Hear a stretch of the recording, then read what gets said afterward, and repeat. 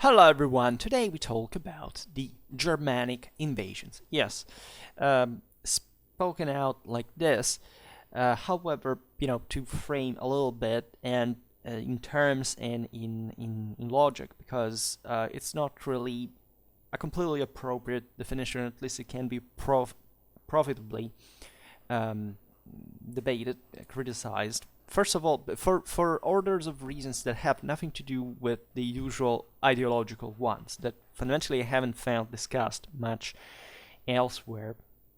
And I must say this is a topic around the migration era, in fact the migrations proper and invasions. Many people get triggered when you say migrations, as if migrations couldn't be invasions by themselves, right? Frankly, an order was something apologetic, specifically talking about the Germans.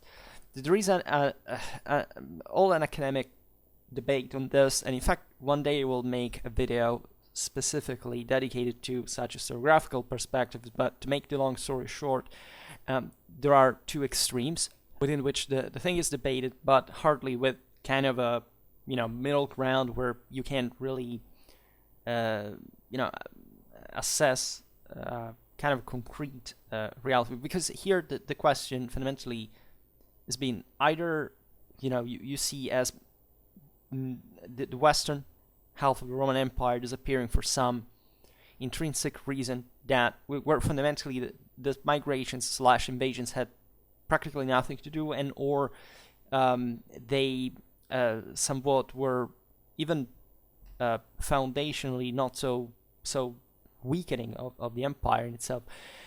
Or, in fact, the idea of the terrible invasion of the barbarians that destroyed everything, that invaded, that conquered, that suppressed, that ruled, and all these things, right? And the truth is that there is a bit of both the two things, and it's just the balance that is often, in my opinion, not gotten particularly right.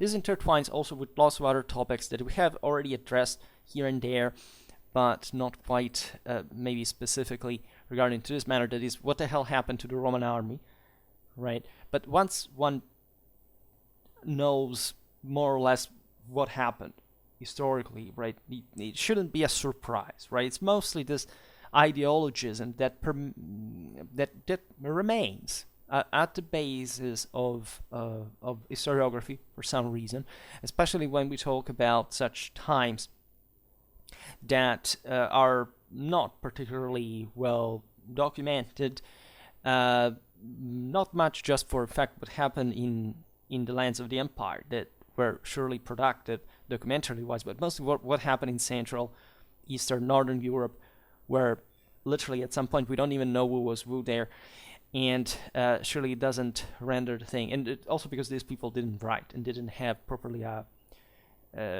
not even a comprehensive identity, as it's also been believed, that put them positional terms or individually as a single people. Here the idea of for example the monarchic mediation is key to the question, right? These peoples hadn't known the degree of political cohesion that was actually a Roman creation within the same orbit of the empire. There would be a lot to talk about the limes in itself that the Romans themselves didn't even quite understand as such, but because they had a much more realistic and strategical understanding of the monumentum, as they called it, that is based on the terrains on a much larger area than what the boundary was, but it was just where to deploy this monumentum and what overlap with the limes. So there are many considerations that I assume that if you are a follower of long date, you have at least heard from me at some point, because we made so many videos about that. You will think that would it be strange otherwise. If you're new here, like, just I cannot sum up now, right? Because the video probably is going to be excruciatingly long, or at least somewhat dispersive, maybe relatively to certain aspects that are too big to swallow just in one video, in fact. Today I would like, therefore, to remain as contained as possible within the boundaries of what the single, let's call them Germanic, migrations actually were, what these conquests fundamentally were about, especially relatively to the collapse of the western half of the Roman Empire. So not much the military problem per se, but more of a political one, fundamentally. And listing, therefore, what were the major movements and how did this happen, and often some perspective in which we will have to move from at some other point. First of all, on the term Germanic, let's leave aside the fact that before the 6th century, we don't have any evidence whatsoever that the peoples that we called, because the Romans called Germanic, were thinking of themselves as Germanic peoples. This is actually a well-known realization, right? There is an obvious etymological connection with why this could be a generic term for a certain people that spoke, in fact, the languages they did. But politically speaking, they were much more tied at the beginning of migration, especially to tribes, first and foremost. And when they started to, that were also very different in nature, right? Many people like to stress, for example, the connection with Scandinavia in itself. And while it is practically certain that many of these people probably came from Scandinavia, at least in their originary political core, which has a few to do also with the ethnic one that eventually was developed during the migration era. They also took in lots of other peoples, right? Not just of Iranic stock, but literally of, Proto-Slavic, Turkic, even Roman one, right? And Celtic also, because the Germans had fundamentally. And what's the difference also between a German and a Celt at some levels? And among the Indo-European peoples over time, let's say this is a completely different thing. But the more technical, scrupple that you can make when you speak of the migration here is that not all the peoples that migrated and settled here, in fact, were Germanic, right? Not just because of these elements that we know were present within these groups, but probably entire populations. Think about the Alans. We made a video some month ago. These were of Iranic stock. There were about certain peoples we don't even know, in fact, properly the ethnogenesis. About the Vandals, we think that they were a sort of Slavo-Germanic population, even mixed with some important Celtic element. So it's too few to call them Germanic, but we call them as such because eventually, in the early Middle Ages, this thing was somewhat developed and on the base of this Roman historiography and the classical sources and so on. So it became an identity that we call today as such, but that, if you had seen, especially in the far north or in the areas where there was less political coalescence, let's say, for a long time, there wasn't quite this recognition or even understand or need in the first place to call themselves like that. It is also true in some way. You can say true things while, however, saying them in very subtle ways that kind of distort the perspective, right? For example, it is true, right, from the kind of smooth thesis side that there was nothing such as like a Roman-Germanic opposition, right?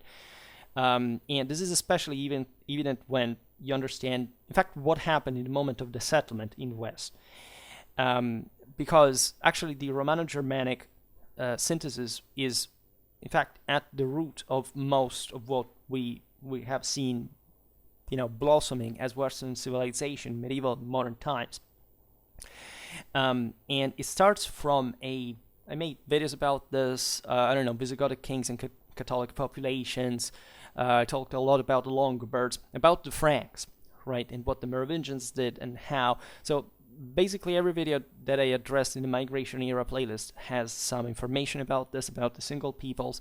You can see this year we talked more about the Anglo-Saxons, for example. I was glad about because I had never addressed them, or began to address them, because we are still at the beginning of everything here, let's be honest. But the point properly is that, they weren't quite all Germanic. There was a moment, on the counter side, let's say, ideologically speaking, there is this other thing that in the 70s, when people wanted to drive away, these were Marxist influence historiographies, and some were some of them said actually pretty sensible things, especially when they weren't, ideologically, so let's say, such as the fact that, I mean, what I just said, I mean, the fact that, for example, these were not Germans altogether, that the term barbarian that had been abandoned because it was thought historiographically to be offensive, was reacquired exactly to make, to render justice to all these other ethnic elements that objectively did exist and also that were dramatically important for the same development of the Romano-Germanic societies later on. Especially the Iranians, as we've seen, the Sarmatians, all these peoples that brought in much more than we think our idea of chivalry and knighthood and the heavily armored cavalryman and this reinjection of millenary, religious military beliefs and core values that had been at the base and had remained, in fact, in the mythologies of all these peoples, right? And that contributed in Western Europe to maintain it effectively for a particular political social combination we will see now that naturally differed, especially not necessarily from north to south, also in general, especially in terms of output and population and so on, but also had other dynamics such as wealth distribution. I don't know, Britain and Italy, for example, were more similar to each other than to France and Spain. Were more similar to each other in that sense because of reasons that we will explain better now. And also these wars had different stories. There was the Byzantine connection in Italy, eventually the Islamic conquest of Spain. There was the Carolingian Empire, and also Britain fundamentally remained more of a, essentially of a northern. It's debatable, right? But Hastings definitely brought England and Britain consequently all together within properly what we call as Western Europe. Otherwise, it would have been more like a Scandinavian country, right, or a hybrid of that sense. So eventually, history took different paths, right? There was eventually the expansion towards the east in Central Eastern Europe. There was this broader Frankish world that was the one that hegemonically rose up during the early Middle Ages. In fact, since this times with the Merovingians properly, rather than the Frankish people altogether. And this is crucial to understand how deeply the dynastic system of French, is at the root of so much of Western civilization and in the idea of power, of the mystics, of the monarchy, and lots of other things. So every people definitely had a different story, and if anything, just for this, it's very important not to be obsessed much on the ethnicity of it, but rather, what they did, where, which other peoples, and so on. The other concept that I think I could say at the end, but say better now, is that the more I studied this phase in history, and the more I realized, I will skip, what I specifically got into at some point in my career, but let's say that I developed, especially recently, the idea that what happened in Western Europe wasn't fundamentally much of a collapse of a pre-existing system, right? This happened perhaps for reasons that were more systemically, maybe even environmental. I'm not a big fan of, as explaining major, in fact, human dynamics through climate, because that's just stupid, but very stupid. However, this may have played some role as much as the pandemic in Justinian's times, and objectively we do see that for whichever reason it was a brutal contraction of demographics, resources altogether, and it's crystalline clear, right? Even if you just see what the first Merovingian armies were, and but by the beginning of the 6th century and what they were by the end of the century, for example, you understand it's a completely different change, right? The first ones seemed more like Roman armies. The others were fundamentally hunting parties, right, for the members of the ruling dynasty, right? And by scale, by range, and you understand that, of course, there were other deep problems that were mostly political in some cases. And as we know, also this whole idea of the Dark Age has been, it's like an autoimmune disease, right? There was hardly anything like a Dark Age as we can imagine. It was this contraction, but the only dark thing about that is that we have less resources, we have less sources about that. We know less, right? And after all, not even so few, considering the times and places, and if the situation was really the one that we are able to see after all. But what happened with the Germanic migration is significant, especially when you realize how few these peoples actually were, right? The largest groups during the migrations were the essentially in the Italian migrations were the Ostrogoths, right? That were probably something like 100, 150, but even, and you know that just a portion of them were actually the army, right? They were the male, the adult males fundamentally. So we're talking never more than maximum some tens of thousands of warriors altogether. Then the Lombard ones that swing between 100, maybe 300,000. 300,000 is really too much. Surely these movements also happened at different waves. They weren't just, that specific year. They went on for a while. There were migratory dynamics. They had already happened since centuries. The Romans had profitably settled lots, but I mean lots of peoples from outside the frontiers to transform them either in soldiers, in colonists, right? So also a consistent part of Roman subjects actually was already at the time of these invasions, let's say properly, part of those same backgrounds. And this is particularly important and also overlooked, not because these were avant-gardes of anti-Romanization. Absolutely not. These were fully Romanized. It's just that the cultural affinity of these worlds had increased, right? We are almost obsessed about this positivistic myth invented in the 19th century that the Roman army collapsed. We have to explain why this thing happened.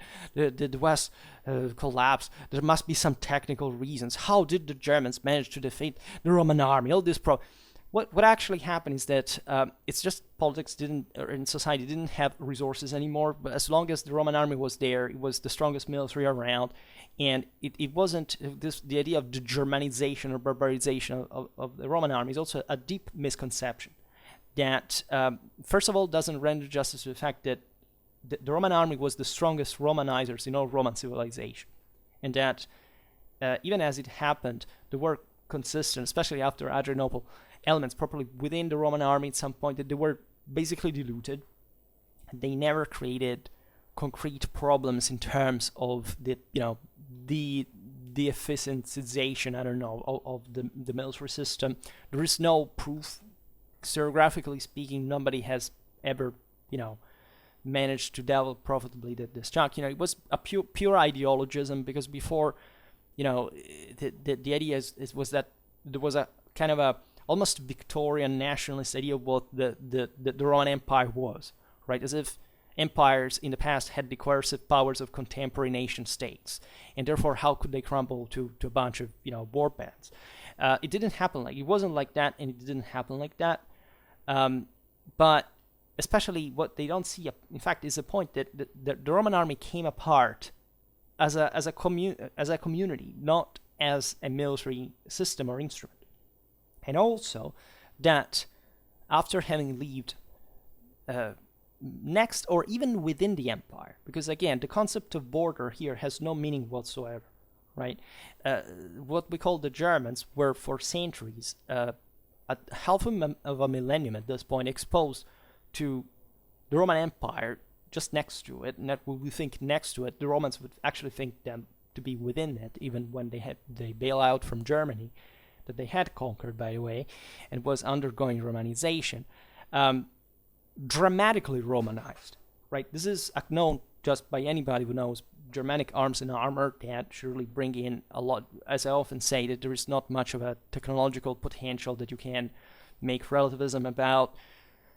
This was a broader technology that had been shared by the Celts, by the Romans, and the Germans, like as but a bit less developed in that situation from a material point of view.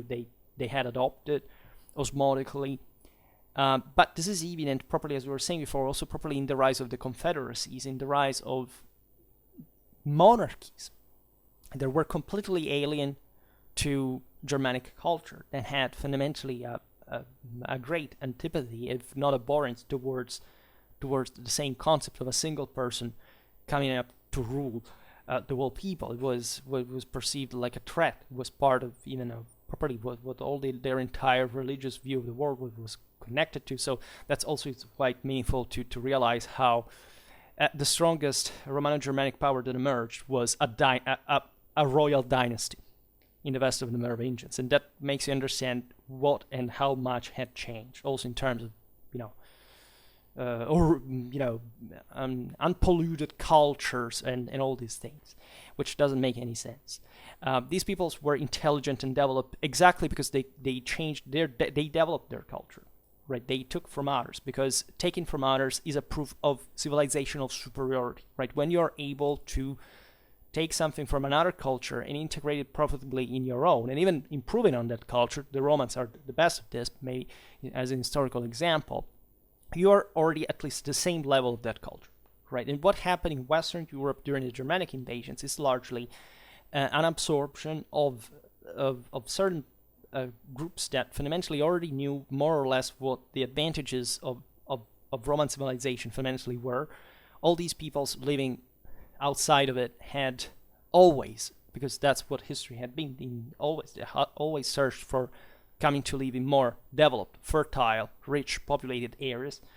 The Western, like mostly in fact the Mediterranean countries, especially in fact Italy, Gaul, Spain, also Africa, of course, were the most developed places around. Even at the time of the invasions, they weren't they were a big deal for the time in terms of productivity, of populace and so on. And in fact, when you look at the demographic dynamics, you realize that if the largest migrations came to dwell into basins of inhabited by millions of people, right? You can easily make an equation there and realize, but wait a second, how could they be, so few actually allegedly rule all the system, as if they were the new regime, the new conquerors, those who imposed. They weren't, and that's the point. They came to essentially mix immediately, by the way, with the local aristocracies, because in Italy, Gaul, Spain, those were still standing there, right? And in every other Roman area, fundamentally, formerly Roman governed one, there was a margin of this, right? It's true that in Northern European areas like Northern Gaul or Britain, this is less evident, right? But because the areas were also less populated, they had less potential, right? Agriculturally, there was less in a way, right?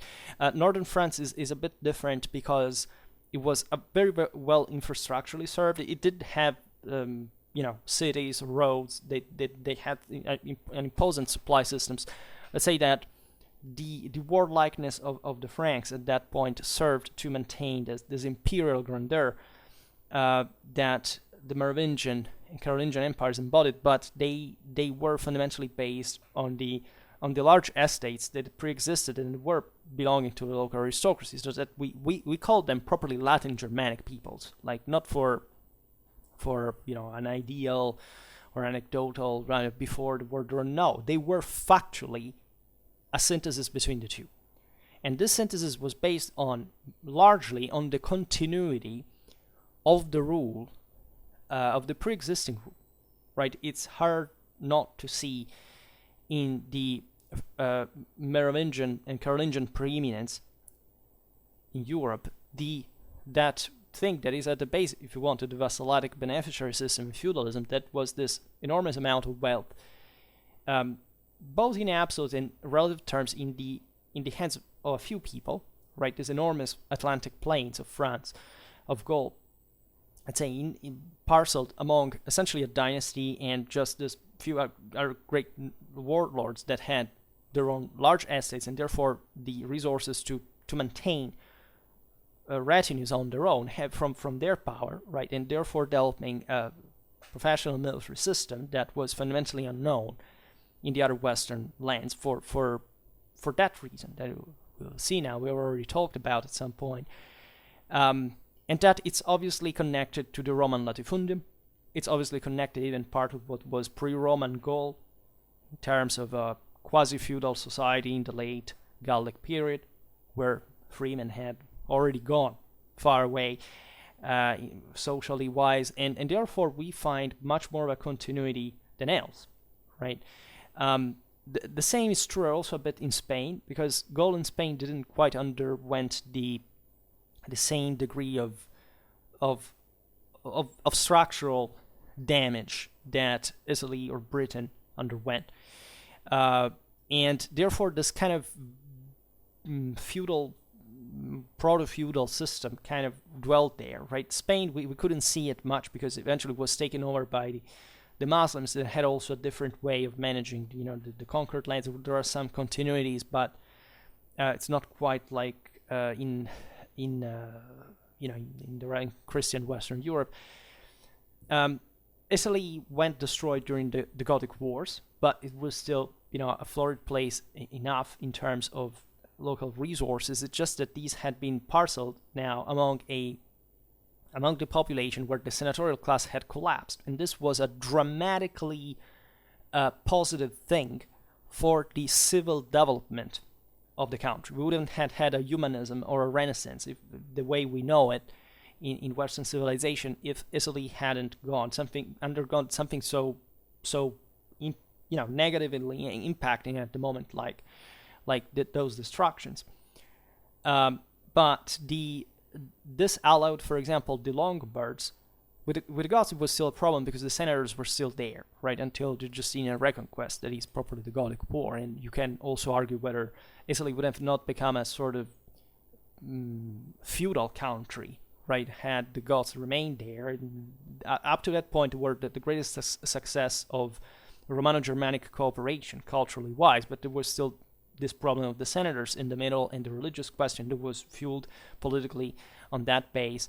But again, we cannot know in historical perspective. It's unpredictable whether it would have been better or worse for humanity, such change. But the Longobard kingdom, contrarily wise to what is being believed, seriously, in the academy is only up to, I think, 70 years ago.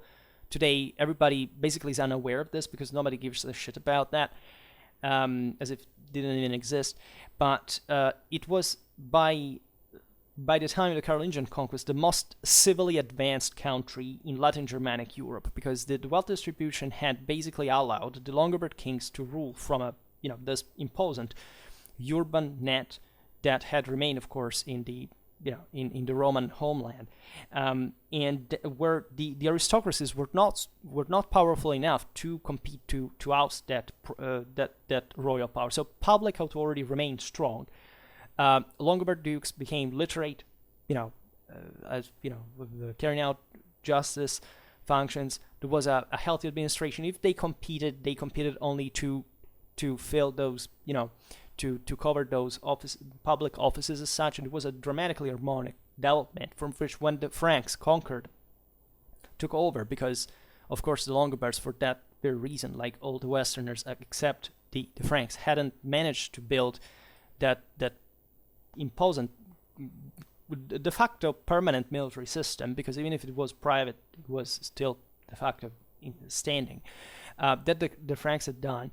And Charlemagne, famously enough, in the Schola Palatina, but also in the administration, in the ecclesiastical reform, etc., drew massively from Italy, not just from the Longobard kingdom as an administrative system, that would become the most important of the Carolingian kingdoms, because it was the one with the imperial title attached. Charlemagne, differently from any other people that conquered, assumed the crown of the Longobards as such, because they were the only people that he respected among the ones he conquered for that level of development and international relations, because before they had been allies fundamentally.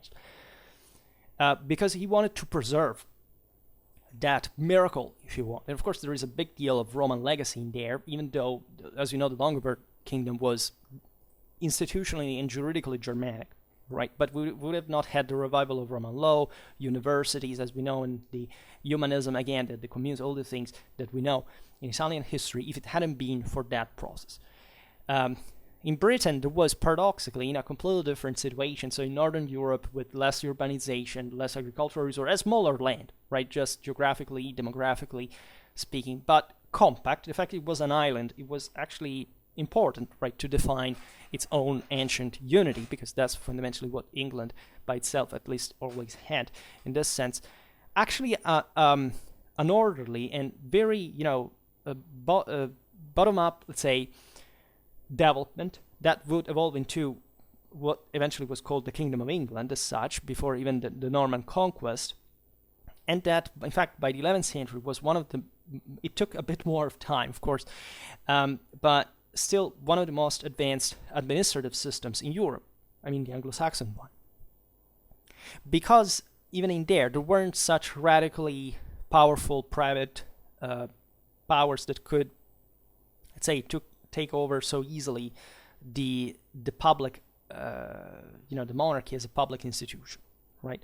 This is completely different in Gaul, where yes, they were the most powerful. They were the one with the greatest military development, but it all rested on a private base, and therefore on a system that, as soon as the conquest stopped, it basically collapsed by themselves.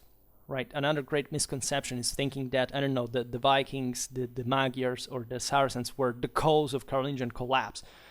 As for the Roman Empire, it is true, in fact, as a dynamic, that of course it was an internal coming apart that brought to those peoples to profit of it. Right. This is always true. Like pirates, murderers, etc. Those appear only in moments of instability. Right. Look at the Roman Empire. Right, after the 1st century BC, they exterminated all the pirates in the Mediterranean. Up to the crisis of the 3rd century, you don't even have a single new of piracy in the Mediterranean. Surprise, surprise. And about this, it's important to stress how also blended in the systems were. Like, think about just Gothic or Frankish piracy during the 3rd century. I mean, how faring and, actively and aware these peoples were, after all, what was happening in the empire. And it's basically impossible not to see them as if they were already living within them, even when they were from the other side. So absolutely not the idea of as it was developed in romantic nationalism in the 19th century, of this peoples that existed in their pure and dure culture that were besieged by the terrible Romans, that were actually just anxious of breaking through and being part of that. They wanted to enjoy those benefits. They wanted to get the wealth. They wanted to get the land. They wanted to live there. They wanted to articulate a more powerful system that in their lands hadn't been possible to build because of no resources, right? Of dramatic instability coming from that, and there were great differences, in fact, between also the far north and Central Europe in this regard. Right, when we think of the Germanic identity, there is really a relatively few in strictly cultural terms that equated these peoples in a way or another. Right, Scandinavia was much less of a warlike place, for example, than continental Europe. Right, all the Vodanic cults. This radical obsession with the military,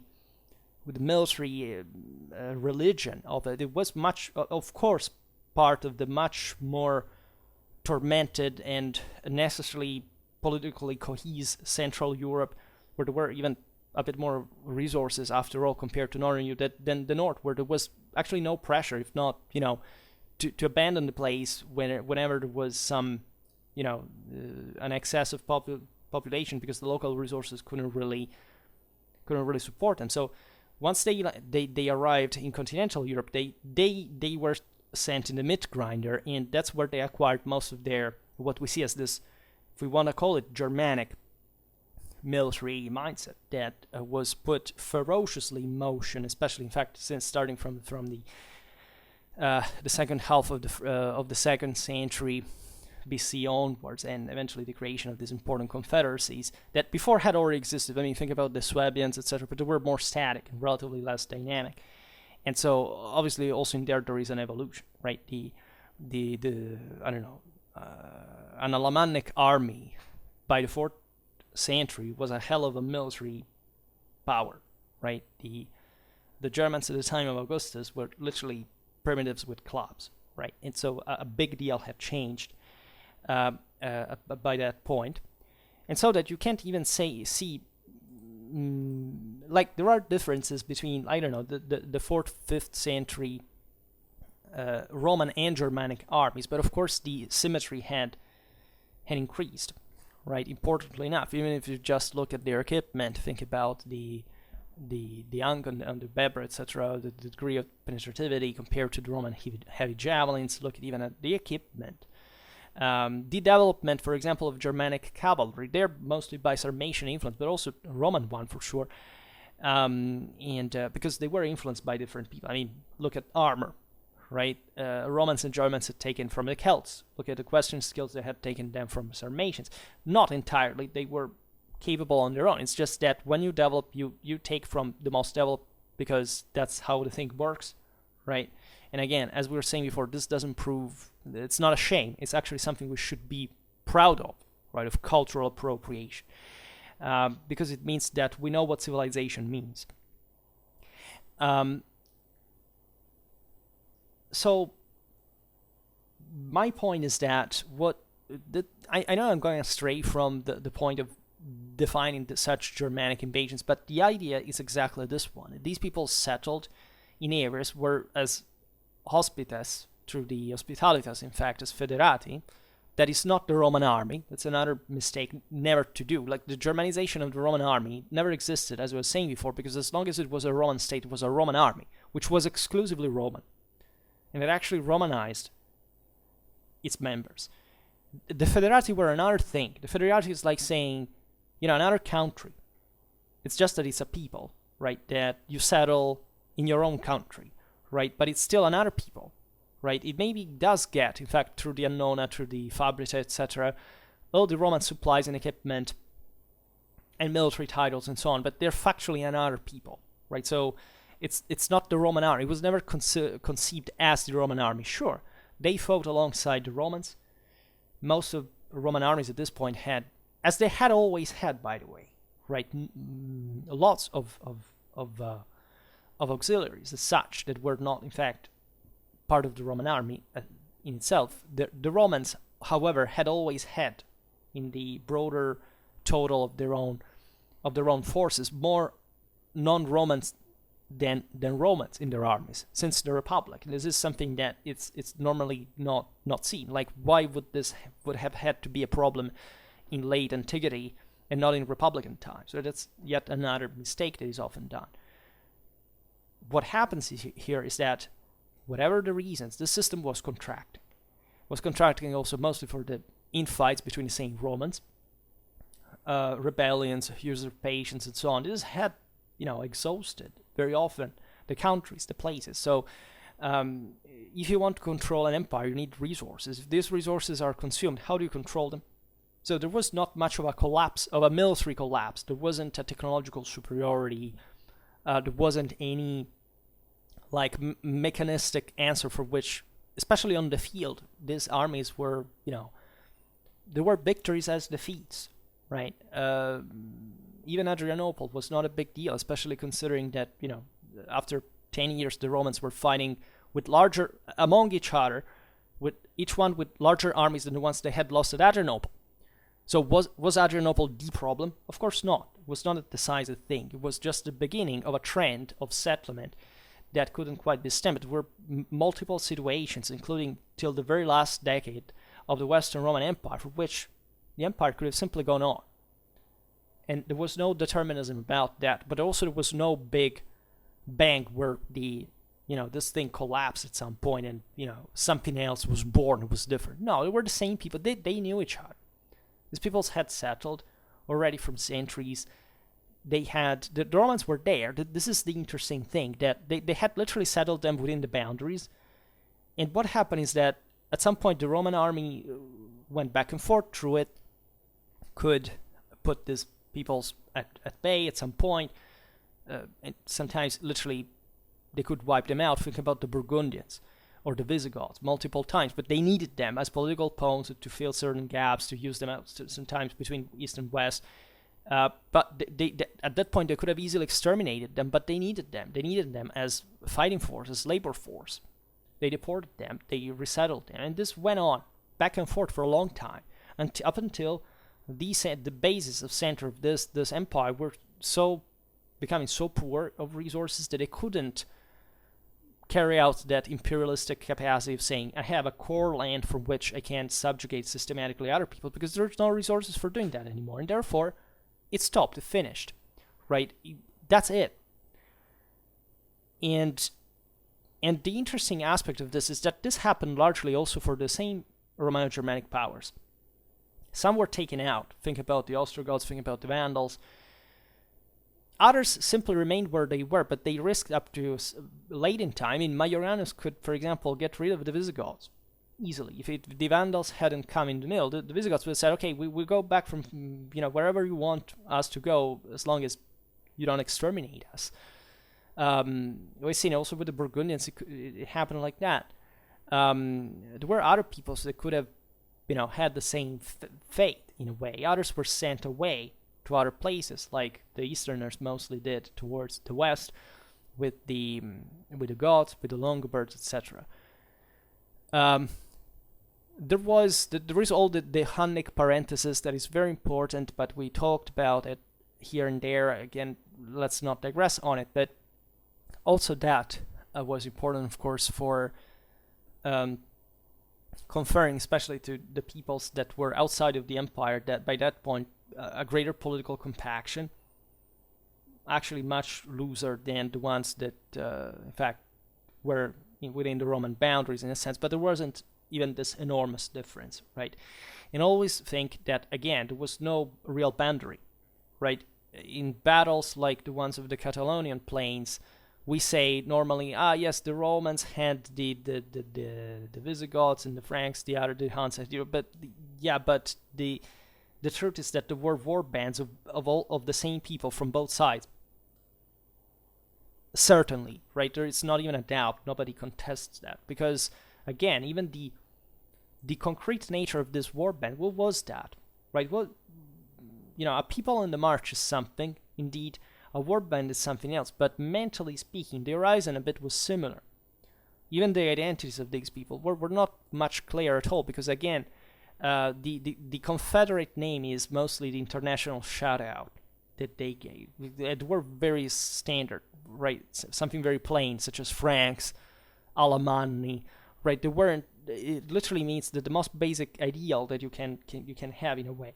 But what was important for them was the tribal identity, right? Who were the various clans within this people? Because that's what factually mattered, and where there was also ferocious debate within regarding the path to follow relatively to Romanization and consequently Christianization. There were major international issues for which there was no people that factually was just by default, even if we stereotype them like this, like pro-Roman or anti-Roman, right? That they were just basically struggling to survive, just like the Romans were doing, and they had to exploit all the opportunities they had in order to achieve that. So there is a meaningful phrase stated by the rebus bellicis, right, relatively to the situation of the Romani, as was already called, around 366, 375. It is, quote, in the first place, we should know that the Roman Empire is pressed from every side by the furious shouts of the tribes, and that the barbarian shrewdness of barbarians were hidden in their natural refuges, threatened its frontiers from every side.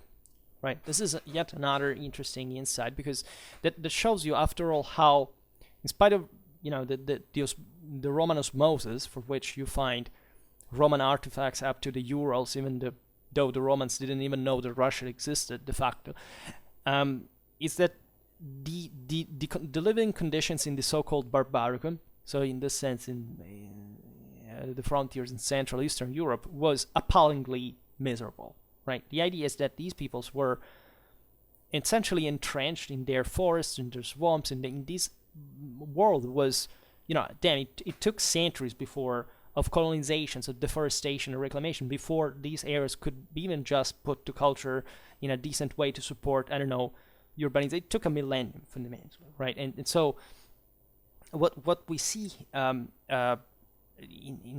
practice is that it's a bit the Clausewitzian concept of guerrilla, right? By this time, of course, it was more than guerrilla. There were something more concretely so. But before Adrianople, it would come short a few years afterwards. And now, if you chronologically from the Rebus Bellicis, they were just very big armies proper. They weren't quite peoples on the march yet. They were moving, yes, and they were pressing in that sense as well. There were migratory phenomena, but mostly the 3rd century was a failure of these movements to break through, right? It was saved by the Illyrian emperors. At that point, the Roman army actually responded very, very well, considering that they already had demographic problems and that they were fundamentally, or already using part of these peoples to fill the ranks of the army itself and so on. There would be a lot to tell about the degree of romanization of certain areas of the empire, because the Illyrian emperors rose to power for having basically been some of the least developed areas, and they had maintained a more warlike kind of military bias, because that's how it always happened, right? The Romans conquered the certain areas. These were gradually Romanized, but part of why the process of this happened was that they participated to the army, then they won their citizenship, their farms, they gentrified. They wouldn't go to war anymore, because we would do it if somebody else can do it in your place, right? And so instead, the Illyrians had maintained, or at least the Illyrians, I mean, this area, some were actually more Celtic in nature, like in today's Serbia or partly very interesting ethnic mixes there, by the way. But they were the less developed, the ones that would be more likely to serve in the army, right? Just not to offend anybody, but historically, military professionals mostly didn't come, in the filing ranks, troopers from the greatest, to the wealthiest, more educated, more privileged parts of the community, definitely. And so it was like that, right? So there were areas of Asia Minor in the hinterland that were still barbarian. Think about the Isaurians. But think about northern Spain, or areas like Armorica, the whole Bagaude phenomenon. We're saying Britain was not particularly Romanized, but at least aside from the southeast. So you see here those patterns that where there is civilization, there is essentially the capacity to withstand some threats. But then there are these outer sides that are more difficult to control, because they are generally less profitable. Right, where do you think the Romans bailed out from Germany? They tried another couple of times to invade it, because they once was just not launched during Marcus Aurelius. Maximian the Trajan did, but it was on a lesser scale. But in general, those were areas just like the far north of, in Caledonia. The Romans had been there. It's just they saw, cost-benefit ratio, no. Right, these peoples are not interested in buying our products to develop. We don't have enough resources here to build something more permanent. You just don't do it. You can't control them from the distance. You can mediate them, right? How many Germanic leaders were risen in Rome and sent back to cope with the empire better? The Romans themselves, as we were saying before, had importantly, speeded up this process of political coalescence, because they needed more stable points of reference from these areas.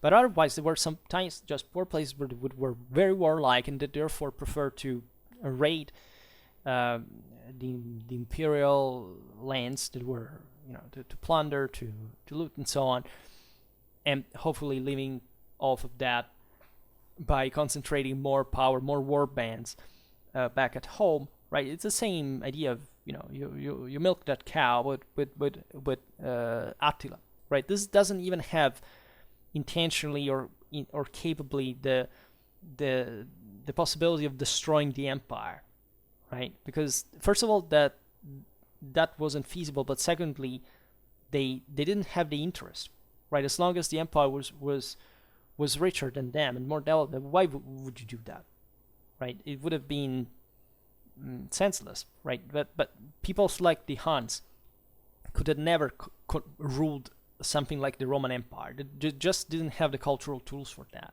They're just nomads. They weren't. The Germans were something in between, right? The Germans were, again, well aware of what Rome was. They just were not particularly, developed on their own, but they learned how to cope with that up to the point they realized they could push forward and to literally enter the empire and to literally carve space within it, a domination within it that would hopefully remain over time and consolidate. But at that point, you're already within that world. And this is not just a single world, there are different worlds. Because again, as we were saying before, this is a universal empire, which means it's really an empire. It's different countries, right? The Roman Empire was not a country. It was many countries, actually many peoples, under the comparticipating actually because otherwise it would have not been possible for the empire to exist in the first place. And that's so a hard lesson that Rome taught the world, that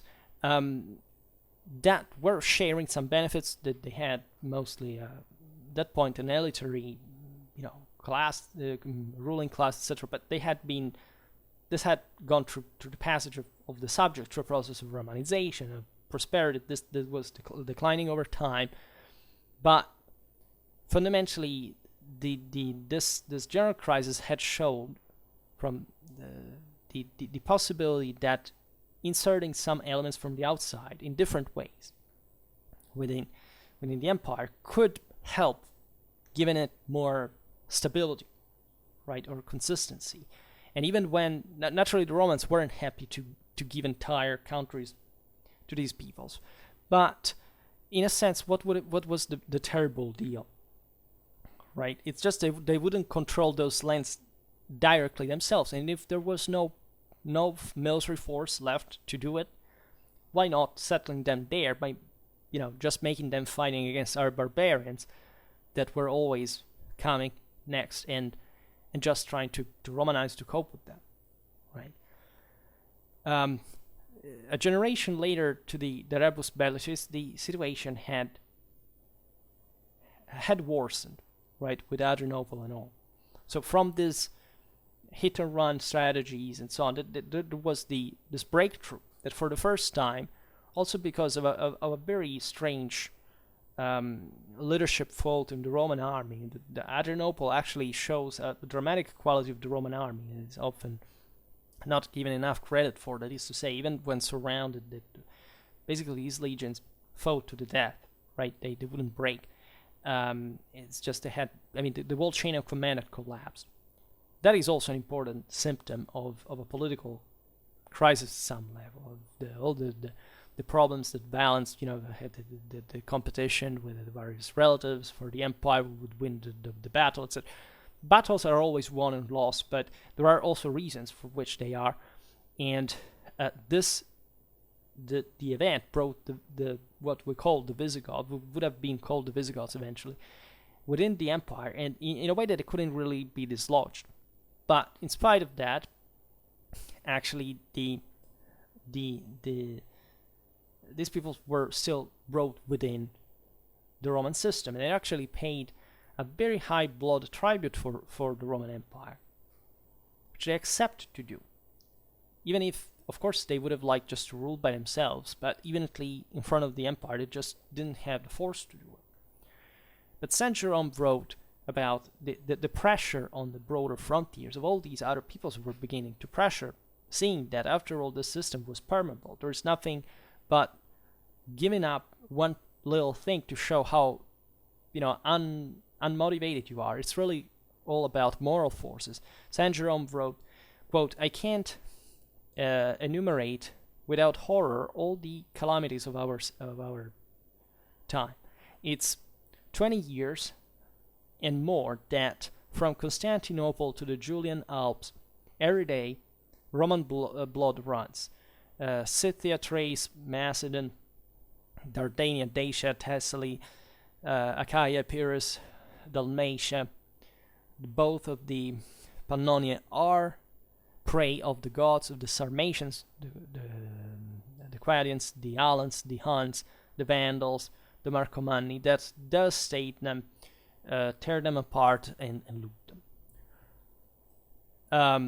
Saint Jerome naturally was making a point that was, tragic in what he said, but it was not far from reality. Like, these areas were becoming ever more unstable, right? They were being abandoned. There was an even decline infrastructurally, also because exactly the ones that he lists, except, and these are mostly eastern ones, as you understand, and except like places like Achaia, or like the more Greek inland. But here they are all essentially frontier areas, right? Here it's mostly focuses on the Balkans, and I didn't add, I don't know, Thessaly or something, because those would become, exactly in these years, frontier areas, especially in the east. That was much more coastally oriented because of its Hellenic legacy, and historically all the various migrations would arrive even up to the Peloponnese. Think about the Slavs, because it was literally two different wars, one of the cities and the coasts, and one of the countryside and the hinterland. And about the hinterland especially, nobody really cared very much who was there, because normally the countryside was dominated by the city, and even if it produced its resources, like, there was no way you could really settle as a peasant, or just as a people, like, so close to the major cities, especially the Mediterranean core lands, and thinking that it would have not wiped out sooner or later by a Roman army, right? So if this happened, who cared if these people were not Roman? What is Roman at this point? The Romans had turned into subjects mostly, because society had begun to stratify. The poor were always poorer, the elite had risen. So it was a very different picture from just a couple of centuries ago, where the elite had always ruled, but at least there was that element of middle class that had oiled, let's say, the promotion machine, also the army participation, that actually cooperated with a truly monarchic ideal, right? Whereas the more the aristocracies became powerful, also those phenomena of rebellion or usurpations had increased within the same empire, right? So there was definitely a privatization of power in the Roman Empire too. That is a part of the reason why this world came to fall apart, and why the aristocracies that would eventually mix with the same Germanic ones were properly the authors of such passage. You cannot explain that because a battle was won or lost. That was evidently a political will of certain elites and the countries that they ruled on, to say, okay, you know what, getting, let's say, siding, for example, with some of these peoples, it's not such a bad thing after all, right?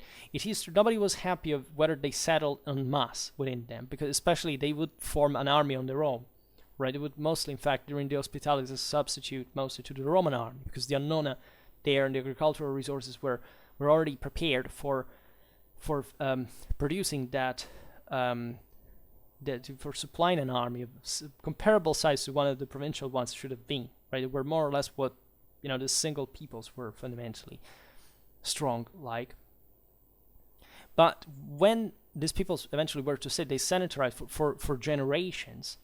But it's obvious that the local Roman elites, they were always there and always living and administrating, because they're the ones they had already, the rest of the land and literacy and control of the infrastructures, of some of the infrastructures at least, and so on, were fundamentally cooperating with this new element that was the army, because in the meanwhile, made up by these foreign people, because in the meanwhile there were lots of other peoples who were threatening this position.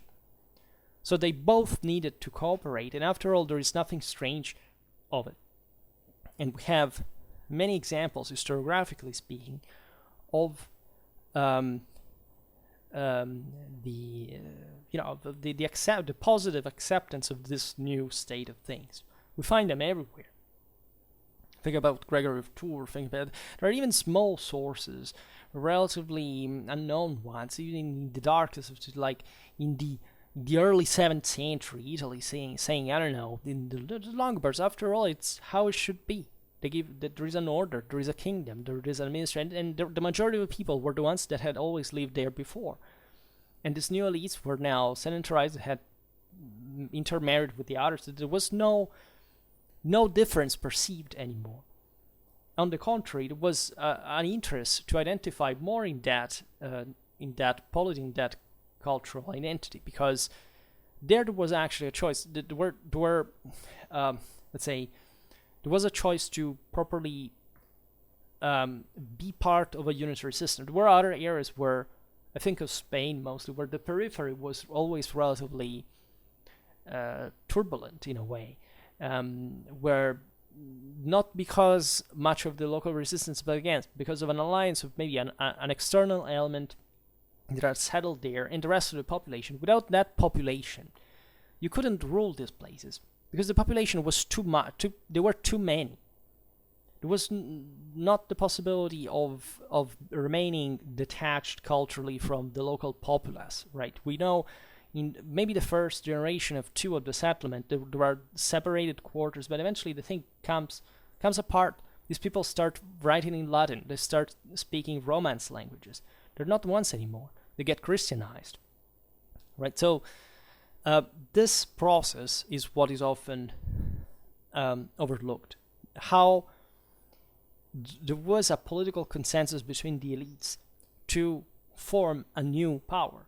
How it's not much about the collapse of the Roman Empire. It's simply the decision of the same people that were the empire to escape a more centralized control, but not even. Simply, it was just that control didn't exist anymore, or it hadn't existed even maybe for centuries already, because provinces in the Roman Empire had also still largely governed themselves autonomously, right? The problem is more accentuated in the 6th century, when you have literally the Justinian reconquest, so that nobody in Italy or in Africa or in Spain was particularly happy to be brought under Constantinople. Why? This has nothing to do with the Roman formula of the Roman identity. That's simply a foreign country that wants to conquer you, right? And what was happening in the West, what continued happening during the early Middle Ages, is that, of course, the most advanced areas were the most Romanized ones, and ones that still built up the West for what it is. And that we're saying, why at this point there is this order, there is this stability. Why should we change it in favor, like of a Constantinopolitan power? For what? Right? Rome is in Italy. It's not in Constantinople, right? Those people speak another language. They come from a different background. Like, why should we be the same, right? There is no, aside from the ideologism that existed, in as much as it showed that even if the empire was not ecumenic anymore, and that was an actual, and that if God had wanted that power to rule sovereign, he would have done it, and that if this didn't happen, even if it was for either their sins or simply the fact that the world is meant to decline in a certain way, but still that if it doesn't happen now, it will be exploited by any political autonomous movement to say, okay, but we want to rule here because we have the possibility. Why should we entrust our government to another, right? So my interpretation of the Germanic invasions is that it was simply a deliberately evident choice of the local communities to exploit the Germanic migration to autonomize themselves, not from Rome or because they didn't like it. These were Romans. They were the most radically Roman individuals that existed. They were the senators, would become the bishops, who were highly educated. Especially in the West, it was a much more truly cultural and deep education on the Latin base than the one that emerged in the Byzantine Empire. It was much more standardized, kind of middle class oriented, and in the West, there was still the idea of purity of blood. Right now, I think it was brought by, I don't know, by the Middle Ages in the Germanic migrated. It was probably the idea that there were certain families that were the old senatorial ones of the patres, of the ancient warlords that had conquered those lands back in the European migration. Like, it was a fiction at that point, because of course they were blended with, but so it would become exactly with the Germanic ones. What's the purity of noble blood during the Middle Ages? It's the reminiscence of this idea that if they had been superior warriors and at the point of defeating others, they had the divine right to rule in those lands, and they were, in virtue of their broader superiority, also a cultural one, right? So this was the universal message that existed at the time. There was factually no other international understanding of how things should work. The church had began now to mediate certain behaviors, to understand the fact that, of course, a civilization cannot just be about certain brutes that brain each other from morning to night. But there are very nice passages about this. Think about Gregory of Tours and so on.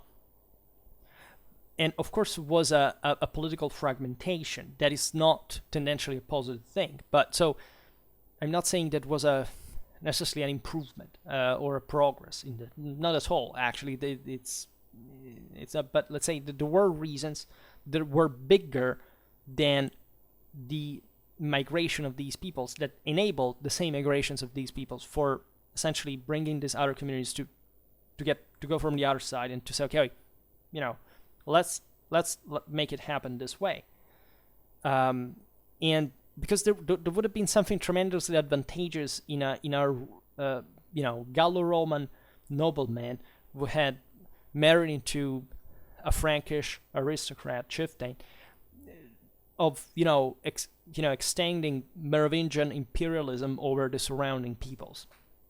I mean, it's self-evident, right?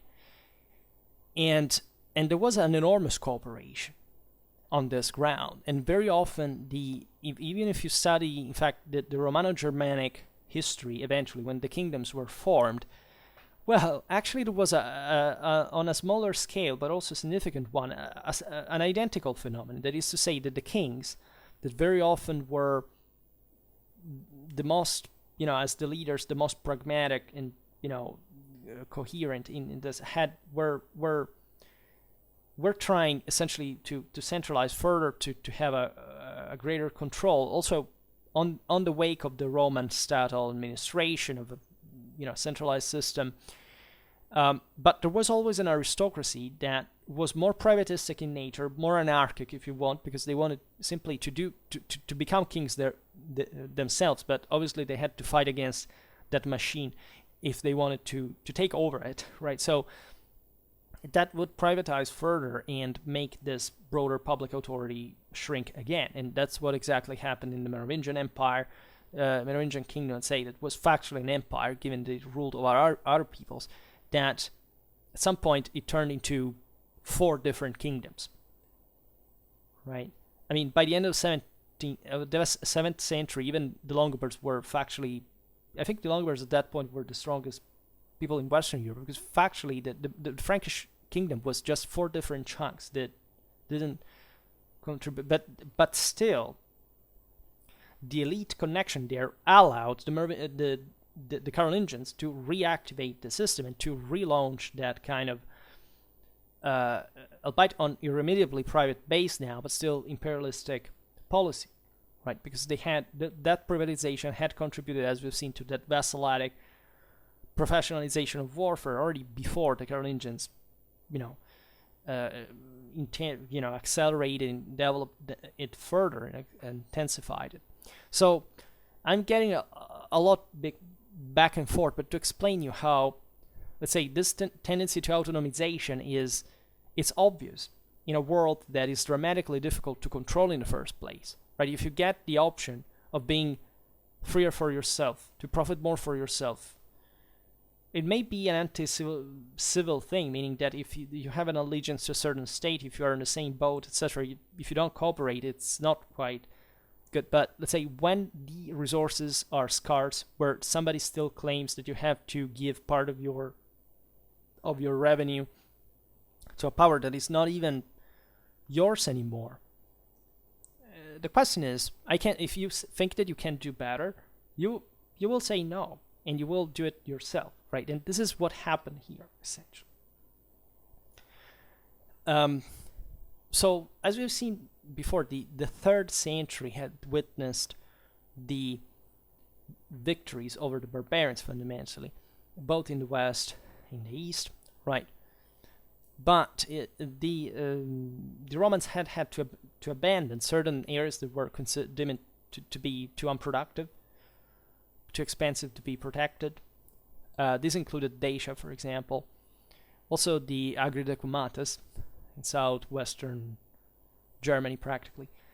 There is all a debate about, why these lands had been conquered. There's a bit also there to think about what Luttwak addresses the thing like, right? Reasoning like an American of this time, not even on this time, made it the second half probably of the 20th century. They were much more obvious and pragmatic choices than they seem. There was also a shrinking of the northern African limes in the process. And this brought to a sort of recompaction, if you want, on a more defensible base, right? During this period were also the Diocletian's reforms. So for half century, the first half of the 4th century, Rome maintained a relative, stability, actually a pretty sound one, telling the truth, and that is exemplified even by the military reforms that we normally attribute to Constantine, to Diocletian, but that it's how the army had come to be during the 3rd century, now being properly institutionalized as such. And this was the tactically most effective army that the Romans ever had. So much that the Romans managed to fence off the Alemanni. If it hadn't been for Julian's death in Mesopotamia, like properly, they would have crashed the Sassanids in an unappealable way, right? So we can see, however, from the same mid-4th century, the pressure of the Franks, of the Alemanni, of the Saxons, that made the Rhine frontier mostly, waver. And definitely there are big achievements. The first one is in importance, definitely the Battle of Argentoratum in 357. We made a video about that. Julian over the Alemanni. There were others. So this partly saved the situation. There could have been a break of the frontiers until Litterum, right? And the fact that the Romans withstood that is important. And it could have gone otherwise, but still the fact that it succeeded for a reason, because the system evidently worked. But this didn't prevent, for example, the Franks to definitely settle south of the Rhine mouth in Toxandria. The Franks at some point were just let in because those were depopulated areas, right? Even some of the most specific about Cologne being, the best of the Romanization of Germany, would remain historical also in the Holy Roman Empire, the example of it as the most important moral seat, let's say, and it was a hell of a city in itself. But they did, but at that point they had gone depopulated. This frontier areas had been always militarized, right? Pannonia, or also in fact the Rhineland, it hadn't been particularly developed in terms of wealth, right? The only rich area in the limes was Maesia, fundamentally, and that's part of the reason why Dacia was conquered as well, to protect this area, to make it become not to be on the frontier, proper exposed to various attacks. There are various reasons. The Romans had calculated these things over time, and they realized at that point, if the area is depopulated and there are these Franks pressing the frontier, why should we really defend it? Right? It's like like if we lose it, we don't probably lose as many resources as the one we would lose to try to stop these guys.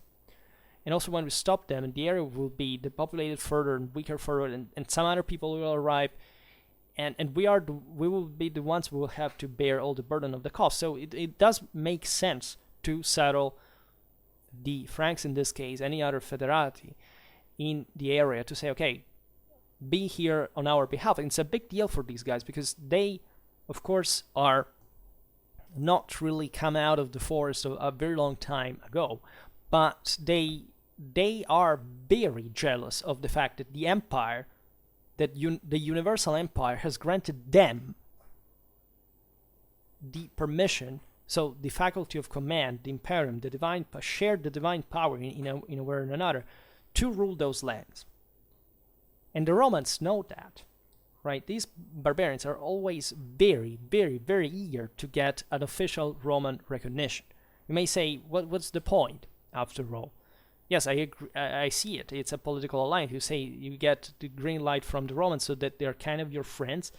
Yes, but we all know how realpolitik works. Like, nobody gives a damn about each other. It's just about profit. Yes, but ideologically speaking, the fact that you can boast exactly because of this instability, exactly because you're desperate in a way, right, from both sides, actually, to get that stability, that this fedus, from which the term federati itself comes from, this alliance, is beneficial for both, right? Because from one side, the Germans get, again, in front of the local Roman population and say, okay, we are here on behalf of the government, so there's also a cooperation, there is also an exchange, there's also in fact, a process of Romanization. We see it dramatically, like, especially women, seemingly, were the ones very quick to get. We see it even in peoples that were allegedly very scarcely Romanized and had fought more against Rome rather than being allied, such as the Alemanni. We know as they settled in the Agri Decumates, well, warriors remained, the typical, Germanic, archaeologically, this Germanic fascist that is, more or less the one of Central European one, more broadly speaking, because they were basically the same thing. The women start wearing Roman dresses, jewelry. That's a bit in Germanic history. You find this, that the woman is also when the warrior goes for war, and if there's maybe a chieftain, that the woman is in charge in a sense of the local relations with the populace. So they are mediators, and they have to be open to this culture. There is a great deal of cultural interaction, synthesis, and syncresis. That this is particularly important because literally these countries are the same ones where we live. So these processes are at the root of what happened later, of what we became, right? And if there hadn't been a cooperation, there could have not been a stable government of these lands, right? Always consider this in general, that if you don't have the size of that means that the majority of the moral support of the population over which you govern, you cannot govern. This is valid for any kind of regime, including the totalitarian ones. There is no government that exists if it doesn't have the decisive support of the people, which may mean, in this case, of course, the support of those who had the greatest power, such as the elite, the latifundia holders. It depends on the areas, right? As we were saying before, in Gaul, it's particularly evident. In other areas, it can be just that, the Roman landowner adapted even to the Germanic lifestyle if there wasn't enough wealth or this had gone destroyed, right? This happened. But more than else, we're talking about peoples that came to inhabit in overwhelmingly populated areas compared to their own demographic strength in overwhelmingly more developed areas. So again, the cultural dilution of this allogen element within it is very rapid. And there is a development of it. And interestingly enough, the culture, however, is importantly connected to the Germanic element, right? Because it becomes also internationally a way to say we are something different now from what Rome had been, right? Or at least we, because Rome was, of course, there is all an identity sense of this too. That the Germans, after all, had never felt themselves to be inferior to the Romans, just as the Romans never felt inferior to anybody. And this was part of the moral strength that had brought them to the fore, right? They just wouldn't give up. And this is typical of those peoples that had the struggle because they don't have any other option, and so they make it in the end. Well, the others have relatively softened up, but at the end of the day, you also have to make a state work. You have to make work cities and what have remained of the infrastructures. It's a permanent territorial control, something that the Germans were not used to. So they had to learn all for the administration from it. That's why none of these countries became a Germanic country, except for Britain, right? That surely brings many of the traits of the other, ethnic components, but fundamentally was also the least Romanized, so it does make sense, right? But in Western Europe, the majority in that sense is Romance, it's Neo-Latin. And even in those areas where, after all, we see that also demographically there was a greater Germanic impact, such as in northern France, right? That they speak the langue d'oïl, that is much more evenly connected to, to the Germanic influence than other Romance languages, but it's a Romance language, and that's what it is at the core. So there is no doubt about this either. And reflect about it, because even in Anglo-Saxon England, the administration was in Latin. So it's not really an option for such populace. And there are different dynamics, of course. One thing is, the Anglo-Saxon youths, etc., that literally open up a headway, like warbands, mercenaries, leaders that eventually take over these areas. One thing is properly being settled as a federatus in a still existing Roman administration that goes on as a state, right?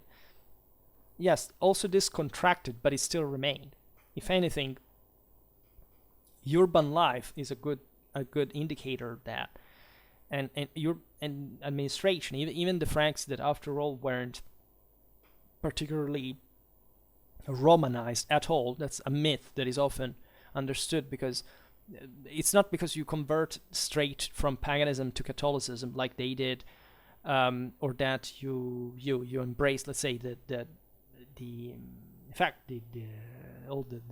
package, the idea that after all there is a vicary, a Roman vicary of the Gauls, that there is an imperial model to imitate, and so on.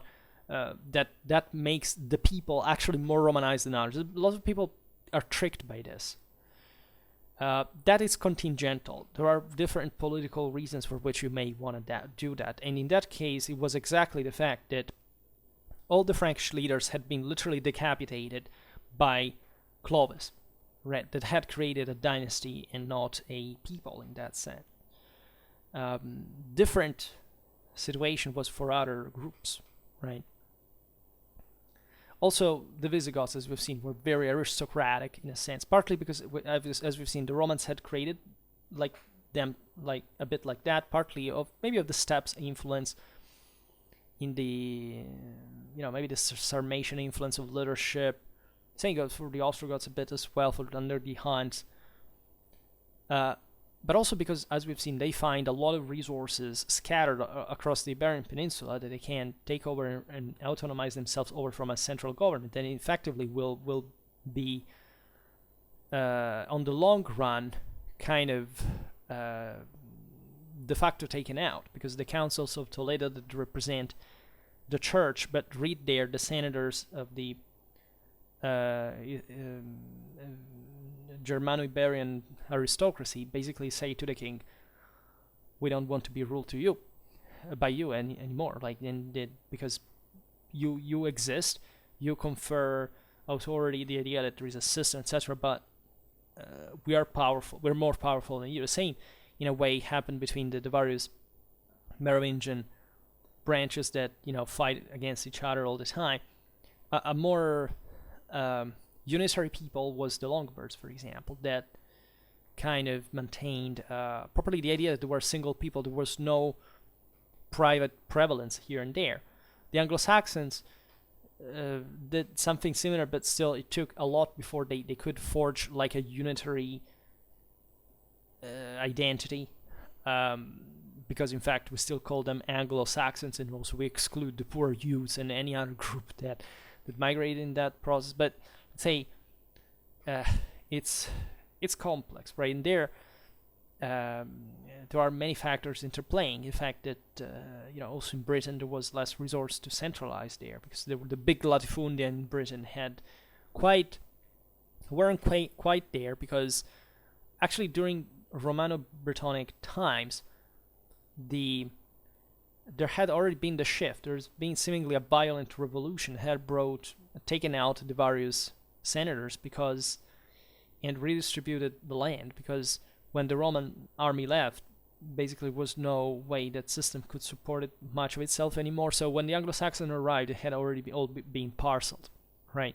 Consider that the Romans started abandoning Britain from 407, right? And so they let the Romano-Britons living literally on their own, without obeying to the Roman laws, as it was said, and thus also having to defend themselves alone against the Saxon, Pictish, and Scot threats, which we know how it went, right? And the Litho-Saxonic, you see, there are some dynamics that are very interesting to picture better. For example, pick Anglo-Saxon England, right? There is a hint of the fact that, of course, the Anglo-Saxons became dominant culturally, and heavily so. There is probably even a sort of shift. Like there are people escaping from the east going to the west, remains kind of more Celtic, or even some Roman influence in nature. But the way that the Anglo-Saxons rise into power was, after all, not that, let's say, they found a country that wasn't particularly well functional, or that didn't have this enormous amount of resources to protect themselves, especially from the pressure also from other peoples, right? It was a mess, right? But they began as mercenaries sometimes. They began as single warbands. It's very evident, especially among the various waves of Anglo-Saxons. But even if you think about the Vikings in Russia, right? When you think about the Varangians and the Rurikids, etc., today we see that it was mostly a Slavic thing, that this Norse element arrived, yes, in terms of this more warlike bands that could help the local balance, etc., but the base was Slavic, right? Well, here it's a bit, especially on the continent, the same thing, that this wasn't really a Germanic thing. The proof being that in spite of the Germanic elements that remain in Romance languages, very important that they're still Romance languages, as I was saying before. But the kingdoms of the time would consider themselves Germanic. This is absolutely beautiful in the picture. You realize the power of it, that you could have a Lombard ambassador of the Holy Roman Empire in the 10th century saying to the Byzantines, we are disgusted by you because you are Romans, while we are Lombard, Saxons, Franks, whatever. It's how deeply they had absorbed not much Germanic culture per se, because again, the Germans began to be civilized in a very few generations. They stopped living the way they did. We see it architecturally, in the art, in everything. It was sudden, but still, the idea that who came to power at that point with all the Roman support had to be a Germanic model and not a Roman one anymore, is quite strong, right? And again, not because they wouldn't enjoy the benefits of Roman civilization, that especially in Southern Europe was there. It was evidently more of a Roman thing than anything. The palaces, the Latin, written culture, this is nothing to do with German culture. But the point is that there is a local identity that becomes de facto national one, right? Most of the modern identities fundamentally start at this point. Like we think about the Languedoc, and that's Frankish. There is no way around that, right? As an influence. You can argue that even Spain fundamentally was a really unitary thing before Roman times, and also the Visigoths conferred that kind of idea of what it had to be, even if it's even stretching to gold by some degree, etc. But the Anglo-Saxons is very evident. The idea that there was, for example, a kingdom of Italy was born with the Ostrogoths and with the Longobards. Before, there wasn't such a thing like a kingdom of Italy. Nobody had ever thought that. And the land was known as Langobardia by the Arabs, by everybody, right?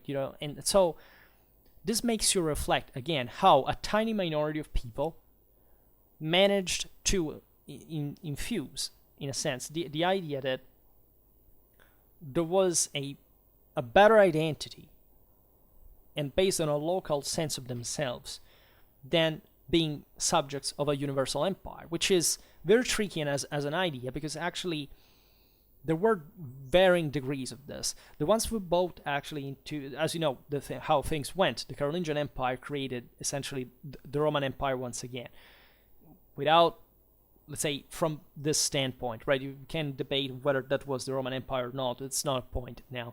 I will not digress.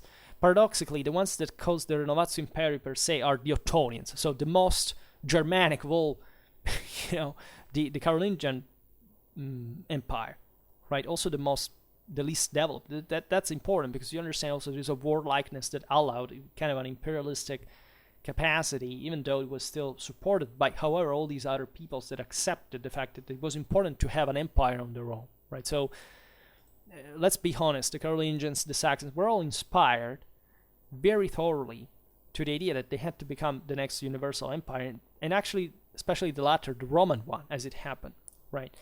But there was still a very strong sense of independence that, for example, is the same reason that I mentioned before for which the Carolingians believed that the Longobards to be the only peers on the international scene at the point of preserving their own crown, of having intermarried with them the name of their own crown, and to assume it next to the Frankish one in the institutional system of the empire, because they had appreciated the fact that the Longobards, for example, albeit ruling on a Roman land, and being most of the times, right, actually in alliance with the papacy as well, and not against, as historiography has stressed, looking at the very beginning and very end of their story, but actually were good Catholics at some point, and there was absolutely no religious strain nor persecutions. That's also very, excessive. That's also a myth, right? The same goes for the Vandals in Africa. There's been a lot of there is not just papal Byzantine diplomacy, right? That is obviously biased, and rightfully so, because they did a tremendous job on their own. But we should know that, right? But because they had never bought the Romanity of their own power. This is a very important thing, right? Because the Romans, the archaic Romans, those who really believed of the fact that they were a people after all. Yes, they were a city in that case, so it's different from a people, but they saw it still in a kind of a almost racial sense. The Latins and a few other, the Sabines, a bunch of Etruscans and so on, they felt themselves as a people, right? They felt themselves as those who had made the thing. Equally, the Franks wanted to feel like that. Equally, the Ottonians wanted to feel like that. And all these other peoples, like the Longobards, the Visigoths, the Anglo-Saxons, they were proud of being them. So it's a view that it did actually contribute, if you want, even to a bit of secularization in the process. Maybe even a step backwards, civilizationally speaking. But still with a moral force that, in my opinion, was more, worthy than the one that objectively the same peoples had, because they were the same people that had made up the Roman Empire, as we've just seen. So for them, choosing willingly, in the heartland of the Roman Empire in Italy, not to be Romans, but to be paper didn't exist in the West at the time, but I mean on manors, on on parchment, to be Germans, right, even though they spoke a Neo-Latin language, was a way of saying, we want to restart the world that has evidently contracted in one way or another from this standpoint, right? When the Longobards kings said, we are reges totius Italia, right? The meaning was crucial there. There were still the Byzantines in the peninsula, and these people claimed that they were kings of all Italy. So this was freaking impressive, because they were Catholic, they were everything. They could buy the full Roman package. They refused, right? This is true, of course, also for, I don't know, if you pick the Visigoths, if you pick the Franks, they would have never betrayed their own identity in that sense. The only ones who did this, the first ones who did this, actually were the Ottonians, right? Because even there, they were a dynasty, actually, a Saxon dynasty, but they were the first ones who said, no, we are Romans now, because the imperial power as a universal one has to rule all people. So if we want to adopt that, we have to be Roman in nature, which is something that, for example, the historiographer Widukind was not particularly happy of, because he said, but we are Saxons, like as a people we deserved the fact that we can be the next Romans, in their view. For example, the Franks had not bought in this. The Franks had been recognized as emperors of the Romans, in a sense as if they were the protectors of the Romans. But they had always remained the Regnum Francorum. They had always remained the Franks, right? So internationally was another thing, but there was always this ambiguity that, after all, they were the Franks. And as Franks, they felt to be the chosen people, right? They felt that they were the next Jews, they were the next Romans. Charlemagne was radically obsessed with the most bloody passages of the Old Testament. He thought himself, he loved David. Absolutely, the Franks were dramatically much more kind of properly Jewish in Old Testamentary, in military culture and political vision than evangelical, than Christian, because objectively the Old Testament and all the wars, etc., are dramatically in tune with their own military, with their own identitary culture of war, right? For the Franks, we speak of hematophilia, literally, from an anthropological point of view, because how bloody they were. Like we know, the Pope complained that the beginning of the 7th century, they still made human sacrifices, and they were allegedly Christian. Okay, we know that in places like Bavaria by the 8th century, they couldn't even write Latin. They didn't understand Latin. Like they made the mass, that all these things. They invented the words because they didn't know what it meant, right? So that's why Charlemagne needed an ecclesiastical reform, a literacy and all. But the Frankish problem, so the Merovingians and the Carolingians at the dynasty, was that they had built their own familiar primacy over the rest of the people that in this sense had been excluded since late Roman times. In the construction of their power was, of course, based on the Gallo-Roman elites, and of course also they supported the Frankish people, but literally, as we've said with Clovis, taking out all the Frankish chieftains in the process, because the Franks, in that sense, the Merovingians, starting eventually the Carolingians, simply inherited. Remember that everything that the Carolingians wrote about the Merovingians is always, saying that these were bad, that they were lazy, but actually, they inherited so much, basically all what they built in their own monarchic ideal was taken straight from the Merovingians. And this was based on the systematic aggrandizement on the base of any single possible element that could make them rise to the top. They had gotten from the Roman emperors the title of patricians, the vicary of the Gauls. They had married into completely the Catholic Church. The papal Frankish connections were extremely strong, not from Charlemagne, but literally from Clovis, from the Merovingians, where there was a very big connection between Roman and Northern Gallic churches as well, even though they were already two different things. But there are interesting patterns that you could see even in medieval history that survived along that. Even look at Philip the Fair and Boniface VIII, all those things.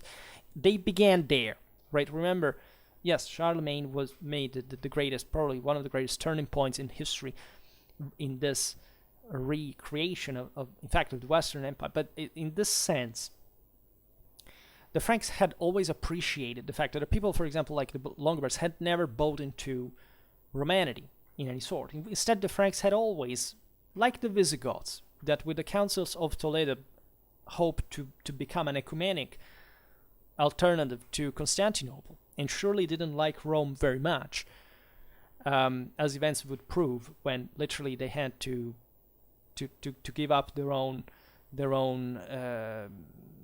Visigothic right when the Muslims were at their throats, and the papacy said, if you don't become Roman in that sense, we will Roman Catholic, we will not help you. And so that's all. That tells you how imitative, the certain peoples, especially the strongest ones, like the Merovingians, the Visigoths, had been towards the same Constantinople. We explained countless times how literally nobody at the time had given up the idea that they were somewhat within the Roman orbit, except the Longobards. That's why I also like them so much, because I believe that kind of attitude, saying I don't give a damn about anybody, like sometimes it's right, it's not very cooperative, of course, but there are moments in which somebody has to say it. Like there had to be no evident reason for which people had to betray their own identity in order to get more power, just to be sucked into another system that would make them lose autonomy. Right. Also, the Longobards were federati. They had been contrary to what is believed, they actually entered Italy because the Byzantines actually told them to do so. It's just that the first generations were completely out of control, so a mess happened. But there were lots of Longobards who sided from the Roman side, so that they started fighting actually among each other in Italy, famously. Yeah, we made lots of videos about the Longobards, so check them out, please, because they're really, like, there is something about that people that in European history has been completely forgotten that is crucial regarding this Romano-Germanic relations. Because the others, again, kind of gave them up. You can't even see France and Spain as somewhat, even just geographically speaking, something distant, right? You know, I don't like geopolitics as a term, but, you know, the distances are important as well. Excuse me, I drink a little bit. They were kind of a bit more isolated, right? Especially Spain from the other, even think about the barbarian invasions themselves. Like, it's not that this thing stops, but also in Eastern Europe, they keep arriving. Think about the Avars that raid into Merovingian Germany as well. I mean, the Bulgars that are settled in part by the Longobards in central Italy. There is a freaking mess. Is arriving from the east, right? Not much can arrive from the west, if not the Atlantic current. So, politically speaking, this country, including Britain, by the way, and so also the Anglo-Saxons in this sense, kind of harbored a bit more stably some. When you get into Central Europe longitudinally meant, so you talk about Germany, if you talk about Italy, even if you wonder why the Holy Roman Empire existed, for example, and the West, in Western Europe, kind of became more evenly certain monarchic realities, even in the High Middle Ages. Like, you have England, you have France. Okay, Spain is more divided, but it's still, you have Castile as an important state, you have Aragon. Those are big chunks, right? Portugal eventually. But for this central axis in Europe from north to south, it's not so easy to cope with, for example, being in Central Europe, in an area that is still exposed to migration movements, for example, and it doesn't have pretty defined boundaries. Or being in the Mediterranean, with a Byzantine Empire that's always there lurking for, hoping to get back. So this also played during the migration era an important role after all. Right, think about how important it was, the Mediterranean, just for the Justinian reconquest. Yes, of course, at the time, there was a specific political and strategic reason, right, not just a logistical one. The richest places were in the Mediterranean. So that basically the Byzantines conquered everything that had that kind of Romanization, satisfactory Romanization levels intact, and the others kind of let on their own. Part of the hidden reason why they needed to do this was also countering the Merovingian power in a kind of an Atlantic perspective, that is to say, from the Atlantic watershed, that there were those guys, and they and if you look at what happened, actually, is that the Byzantines reconquered just the Mediterranean watershed, right? In any case, as we know, the thing started mostly starting from 1413. The Visigoths, going back in time, like in 376, they had crossed the Danube. That eventually, Adrianople and all, they had spread in the Balkans. They reached Italy. They eventually settled stably in southwestern Gaul, which is yet another nation that could have risen in Europe that doesn't, as Aquitaine and the south of Occitania, I'd say, that didn't quite make it eventually, but they gravitated around Narbonne, Toulouse, Bordeaux. They concluded in 418 a treaty with the patrician Constantine that recognized their condition of auspices. So after 409, entire regions of Spain had also passed under the factual control of the Alans, of the Asdingian and Silingian Vandals, but especially under the more durable Swabian domination in the northwest. This nuclei are also overlooked sometimes because eventually they either succumbed or they were incorporated by the Visigoths, but they already were an important presence there. They did leave some trace in the Iberian Peninsula. At the same time, the Alemanni settled in Alsace and in the Palatinate area today, let's say, and between 421 and 442, the Vandals took over the eastern part of North Africa, the richest one, right, the granary of Italy, in a hell of a position in the Mediterranean to launch kind of naval operations. They took Sicily. Eventually, the Ostrogoths would take it back from them because they were the stronger power, but they were always this very dynamic threat that could hit here and there with an important navy and so on. Also, the Vandals could have been taken out easily if they hadn't had such a stout king such as Gaiseric, and also a pretty long-living one, by the way. So even there, history might have gone very differently, but you see even in Vandal Africa that there was a greater stability than is usually believed, right? All the terrible persecutions of this terrible Vandal, they are not there. There are no traces, essentially, of persecutions, of destructions of the Catholic Church, all these things.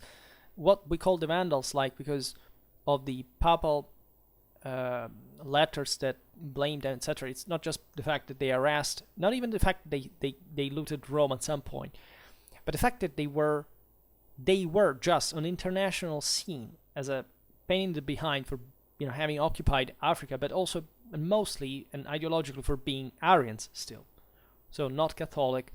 But that was not even the discriminant, because with the Ostrogoths also they were Arians. The papacy had better, had very, very positive relations. The first thing that Theodoric did when he conquered Italy was rendering homage to the Pope. There was properly, they were painted as evil because they were Arians, and that was what, of course, the Pope would stress. But the truth is that because they were such a threat to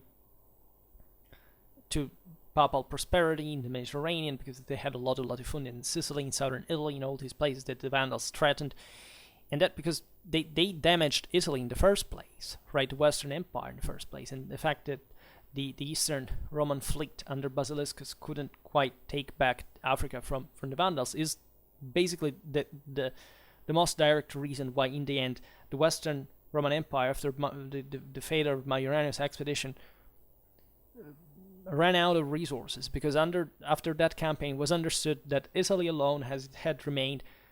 Yeah, it had the possibility of conquering Spain, but without taking out the Vandals, there was no way to keep that, and there were no simply economic or demographic resources left for an army. And that's how the thing ended, virtually.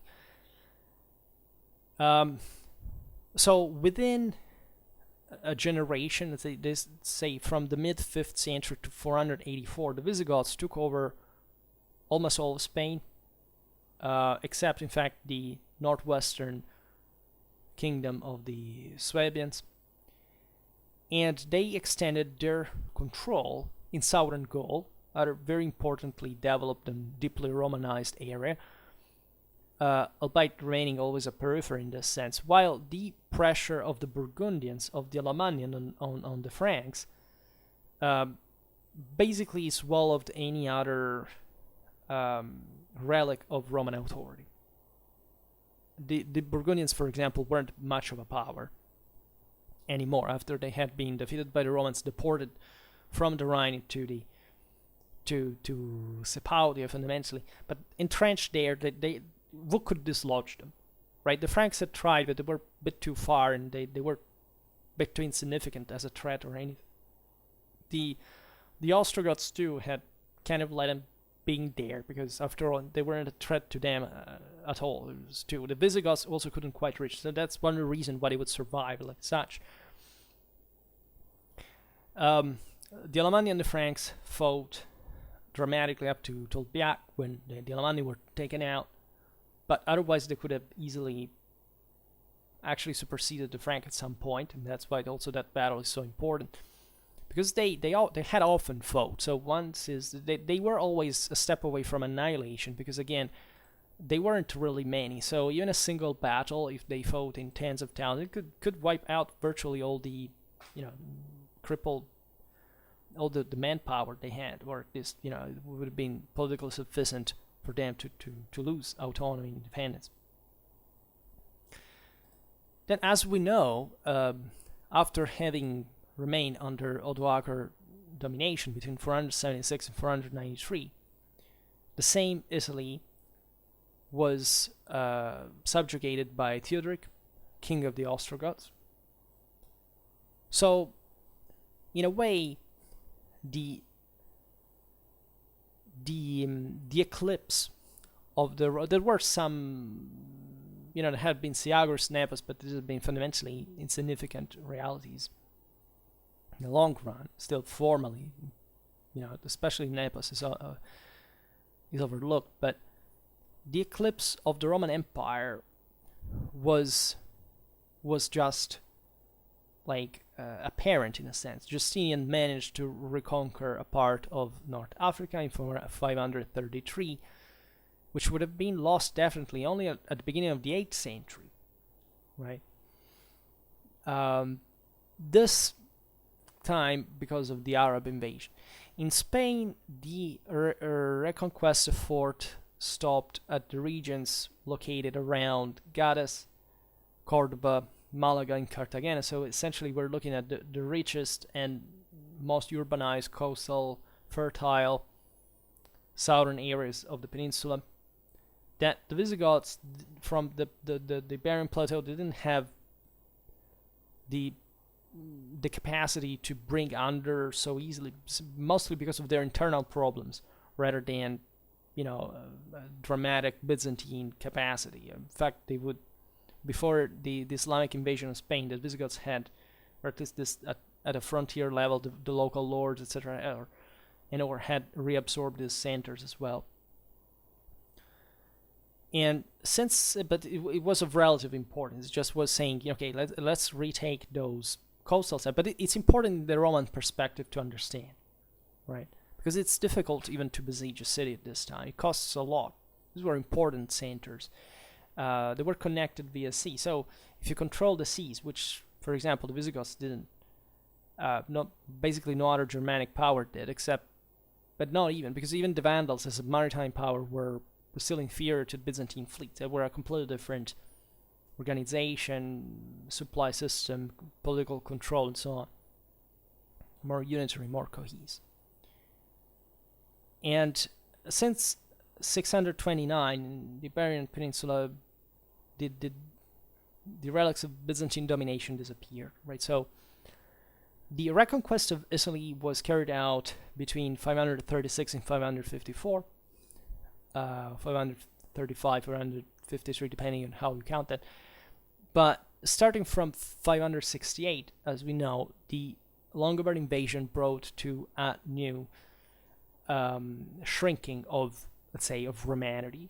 If you want, at the end of the 6th century, the Byzantines held in Italy just essentially a stripe of territory that cut into the peninsula from Ravenna to Rome, plus Sicily, Sardinia and Corsica, and some large sectors of southern Italy. The rest was in the hand of the Longobards, and aside, there were some attempts also together with the Merovingians there was a joint invasion of Italy at some point, but the Longobards simply shut themselves down, their own cities, their fortified cities, and they, the allies couldn't do much without that. It was an epidemic, they got away. So eventually this kingdom, as we've seen, would recompact. By the beginning of the 7th century, the Byzantines lost completely the initiative or the will to carry out large-scale operations in Italy, also because they had dramatic problems elsewhere. Read the Islamic invasion. And the exhaustion after, the Sassanid wars and all. It was in the Slavs and the Bulgars and lots of other problems. So what happened historically is that the Longobards arrived very close by the 8th century to take over the entire peninsula, but the Frankish invasion arrived. So Italy was turned into a frontier area once again, which also the papacy profited dramatically. And it wouldn't be until the 11th century that the Normans, so you can interpret as a sort of a relic of the migration era, but it's not really the case, because they were mostly, yes, they were mercenaries, but they were in a completely different space. It's just that,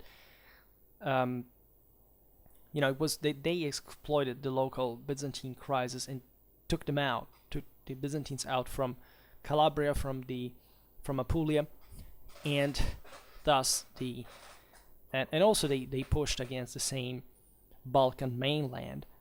So this is in a way how long it took before Roman presence could be taken out from the West, really. And there would be lots of other considerations to make about international relations, also with the papacy, the empire, because these were always connected in a sense. Nobody up to the 11th century had quite, even for example, conceived the idea that the churches could be separated until the Great Schism.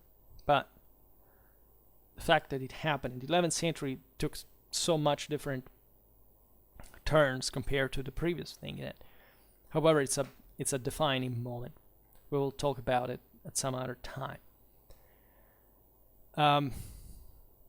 So, albeit the process that brought to the end of the Roman domination in the western provinces was not quick, right?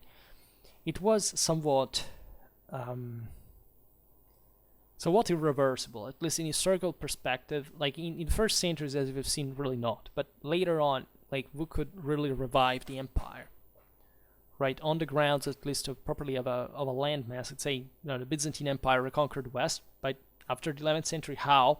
But even before, how it could have been possible. It was never a moment in which that could be factually achieved. So, many episodes definitely came to mask, to slow down, to stop this process, but there were also lots of backs and forths. But the capacity of the West, let's say, to detach itself, to exploit even this migratory phenomena, to after all preserve itself, right? The West during the early Middle Ages had a mostly conservative purpose, right? It's not even that it was under severe threats, right? The Islamic invasions were perhaps the only ones in Spain, and weren't other much concrete risks that this could go much further than the way they went, right? They took Sicily. Yes, they were stopped in Aquitaine, but again, how could the Caliphate of Cordoba eventually manage to push through centrally? I mean, it was impossible, right? There were too many forces. They were still warlike, and it doesn't matter how politically fragmented at some point they were.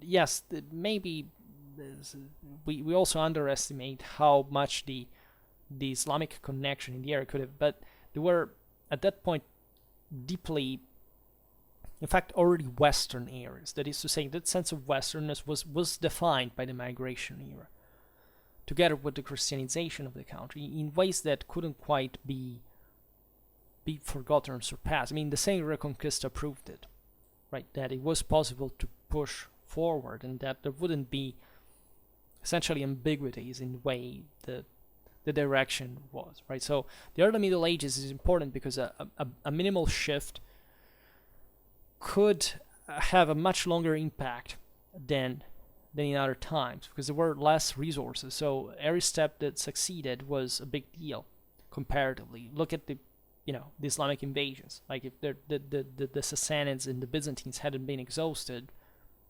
which other people, literally Bedouins from the desert, could have taken over most of the world at that point? And that phenomenon, by the way, was actually carried out exactly thanks to the support that the local populations gave to the Islamic invasion. Because there would have been no way for these groups to take over places like Egypt, Palestine, or Syria, just because, the Byzantine power, they were the Byzantines, right? So, and there were Christian mariners, etc., when at the Arab siege of Constantinople. These places had been historically something different, and they accepted, after all, that they lived better under Arab rule than that. Basically, they took over themselves culturally, except for this new religion was different, but than under Constantinople, right? They had much more to profit. It's not that Arabia turned into an empire. Arabia remained an underdeveloped country. It's those countries that came to power. Think about that, right? So when people are surprised by saying, but why didn't the Romans stop the Germans? They must have been at that point. Because, again, reading the thing in terms of Romans and Germans doesn't quite make sense when you realize that there was a broader Western thing that was deciding to change it to something else, right? It wasn't a fatalistic approach to say, well, now these new conquerors arrive, and we really can't do anything about that. Even if that hadn't been true, those conquerors, as we've seen, were conquered by the same local culture. And for real at that point, not like, the Romans that, it's not that the Romans migrated into Greece as a people and eventually were conquered culturally by the Greeks. Yes, there was process of colonizations here and there, but not much in the East, actually. It happened mostly in the most militarized areas in the West, right? I don't think that Romanization, in a sense, hadn't left them, and Latin, this Italic background hadn't had an important impact, right?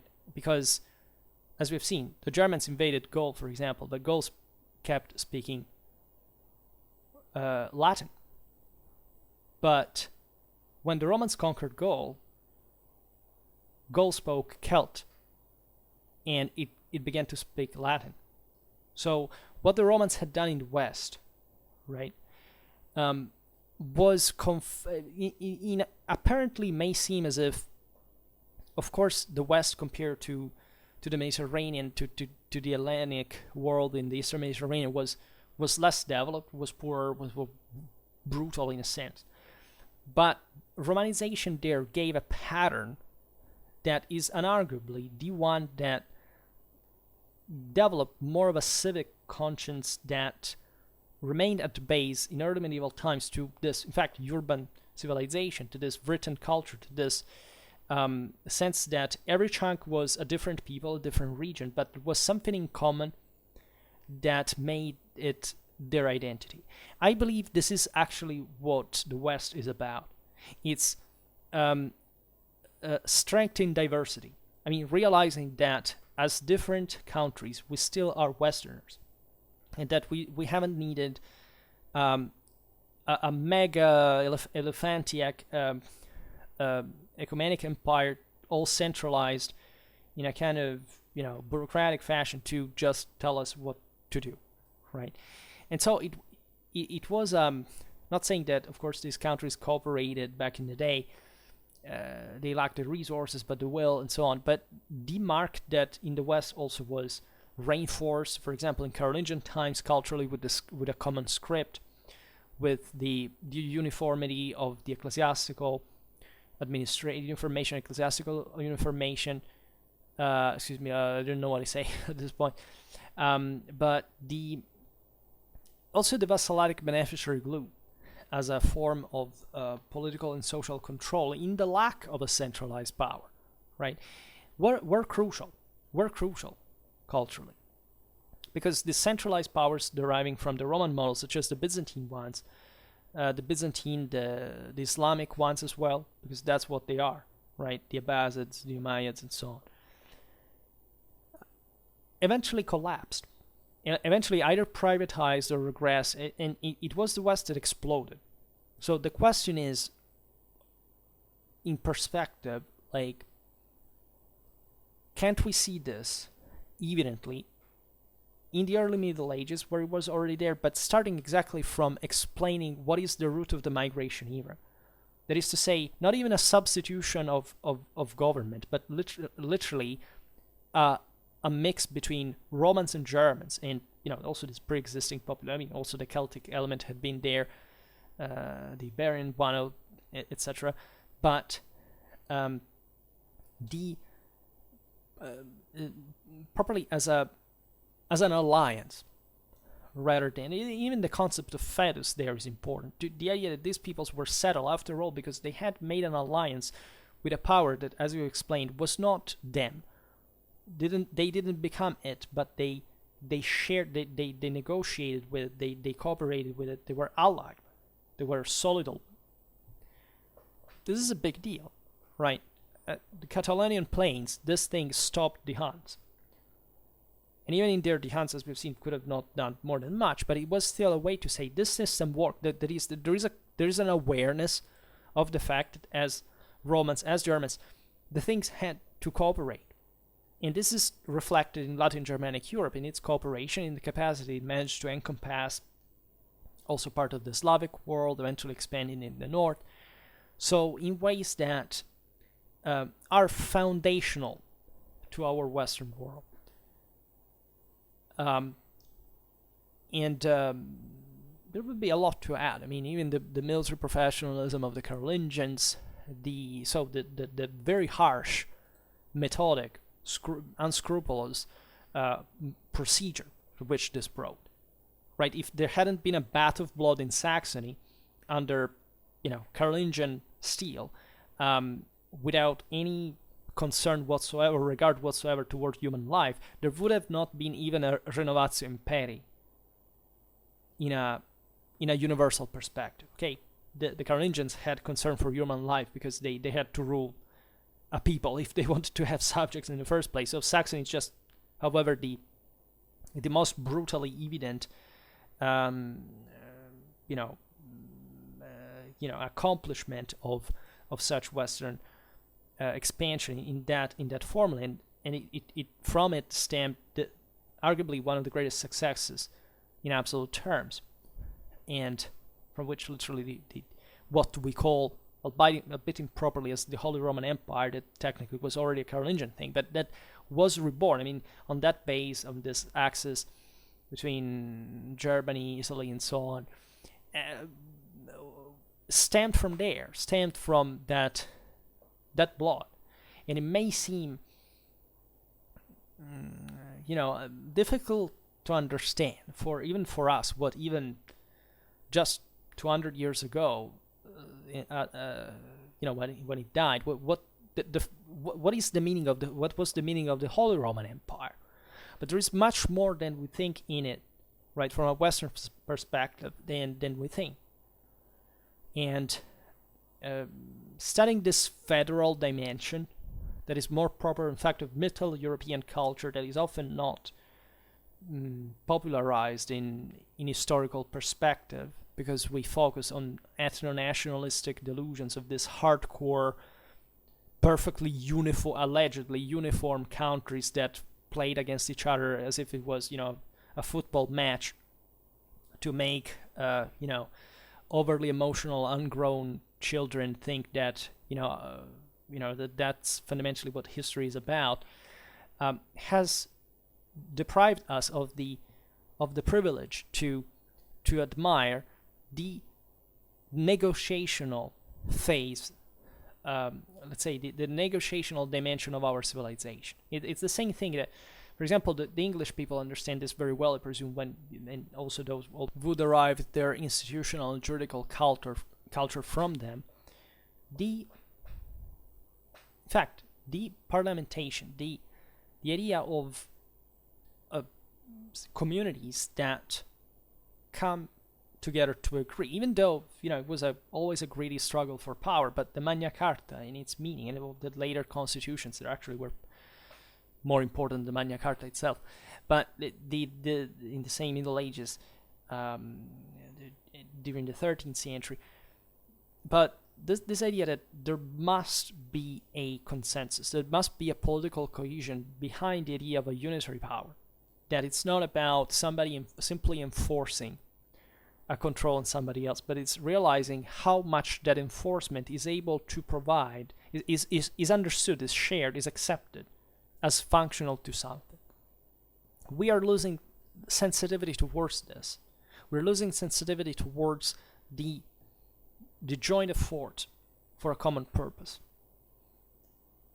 And in my opinion, Romano-Germanic history shows it in an incredible way, and it can't be a coincidence considering what happened to Western history later on. So, even talking about the Roman army and alleged decline, in my opinion, is completely useless. Like, there is no point in it. Like, it's interesting from a military point of view, from another point, but it's in a political and social point of view, but it's not the point. And it's exactly because it's subordinated to other dynamics. It has nothing to do with a specific military problem. There is, however, a passage is very interesting from Procopius, who explained how, in which way the Visigoths had managed to take over Spain and part of Gaul, west of the Rhine. And he adds, some Roman soldiers, and this is very enlightening, says some Roman soldiers had been deployed to the frontiers of Gaul in order to protect it. Those soldiers, since they didn't have any possibility to come back to Rome and refusing to subjugate to their Arian enemies, because these were Catholics, they consigned themselves with their military insignia in the land, such a that was maintained for such a long time on behalf of the Romans, to the Arborici and to the Germans. And they transmitted to the descendants all the usages of their fathers that thus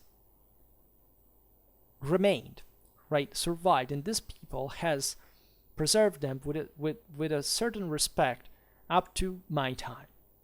Reflect on what this means. These people were Romans. They felt betrayed by the empire, and they decided to grant the Germans to leave essentially with them, but preserving their own Roman customs that were maintained by the same people altogether, up to that time. This is one of the single most beautiful passages to understand this thing. And in fact, it goes on and says, in fact, up to this day, so this was the mid-6th century,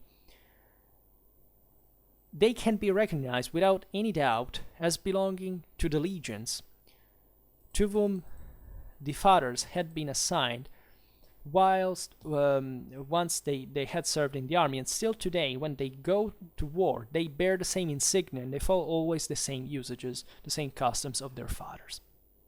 So reflect on the mid-6th century, so exactly the turning point where the outlook turned hopelessly negative, let's say, for that demographic economical fall that was really what happened up to before late antiquity had maintained itself, that still among the Visigoths, essentially the Romans were recognized by the fact that by the insignia, by the values, by the appearance that had been proper, right, of those legionnaires back in the day that had decided to serve within this new system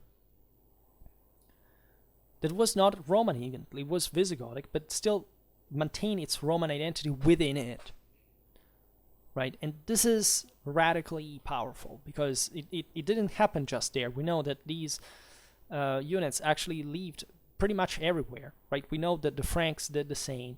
We know pretty much everywhere there was the permanence of a military administration. It was particularly useful for the Germans as well because they needed that. They needed those troops. They needed the expertise. They needed some. We know also certain technologies, certain logistical capacities, engineering culture, and so on. That they were to come to control definitely at their roots. Like, but they needed to be taught in part. And so as they had needed to be taught to how to write, how to make a state or a city work, and this is the point, that it was a cooperation, right? And it was a process that brought together the best of these lands. And when you realize that these were the enemies of what? Of Rome? These were the enemies at that point of, that's why I also stressed that there was a Byzantine reality at some point. People say, no, Byzantines didn't exist, they deserve to be called Romans. This has nothing to do with the point. It's not that they weren't Romans or that they didn't feel such or they weren't legally such or something.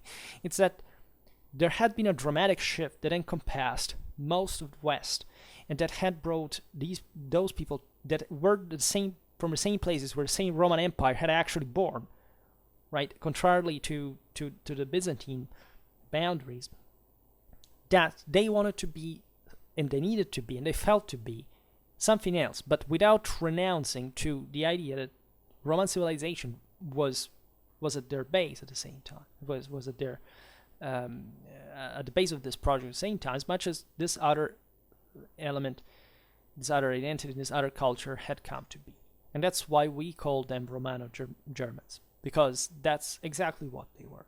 And I hope that this could be understood today when so much, European sentiment is just based on a sort of identity policy where actually most Europeans don't even care about each other. They don't see why they should have something in common. They think that being European means to be an ethno-nationalist that doesn't give a shit if the person who lives across the border. It doesn't function like that. Western civilization is a universal value of moral superiority.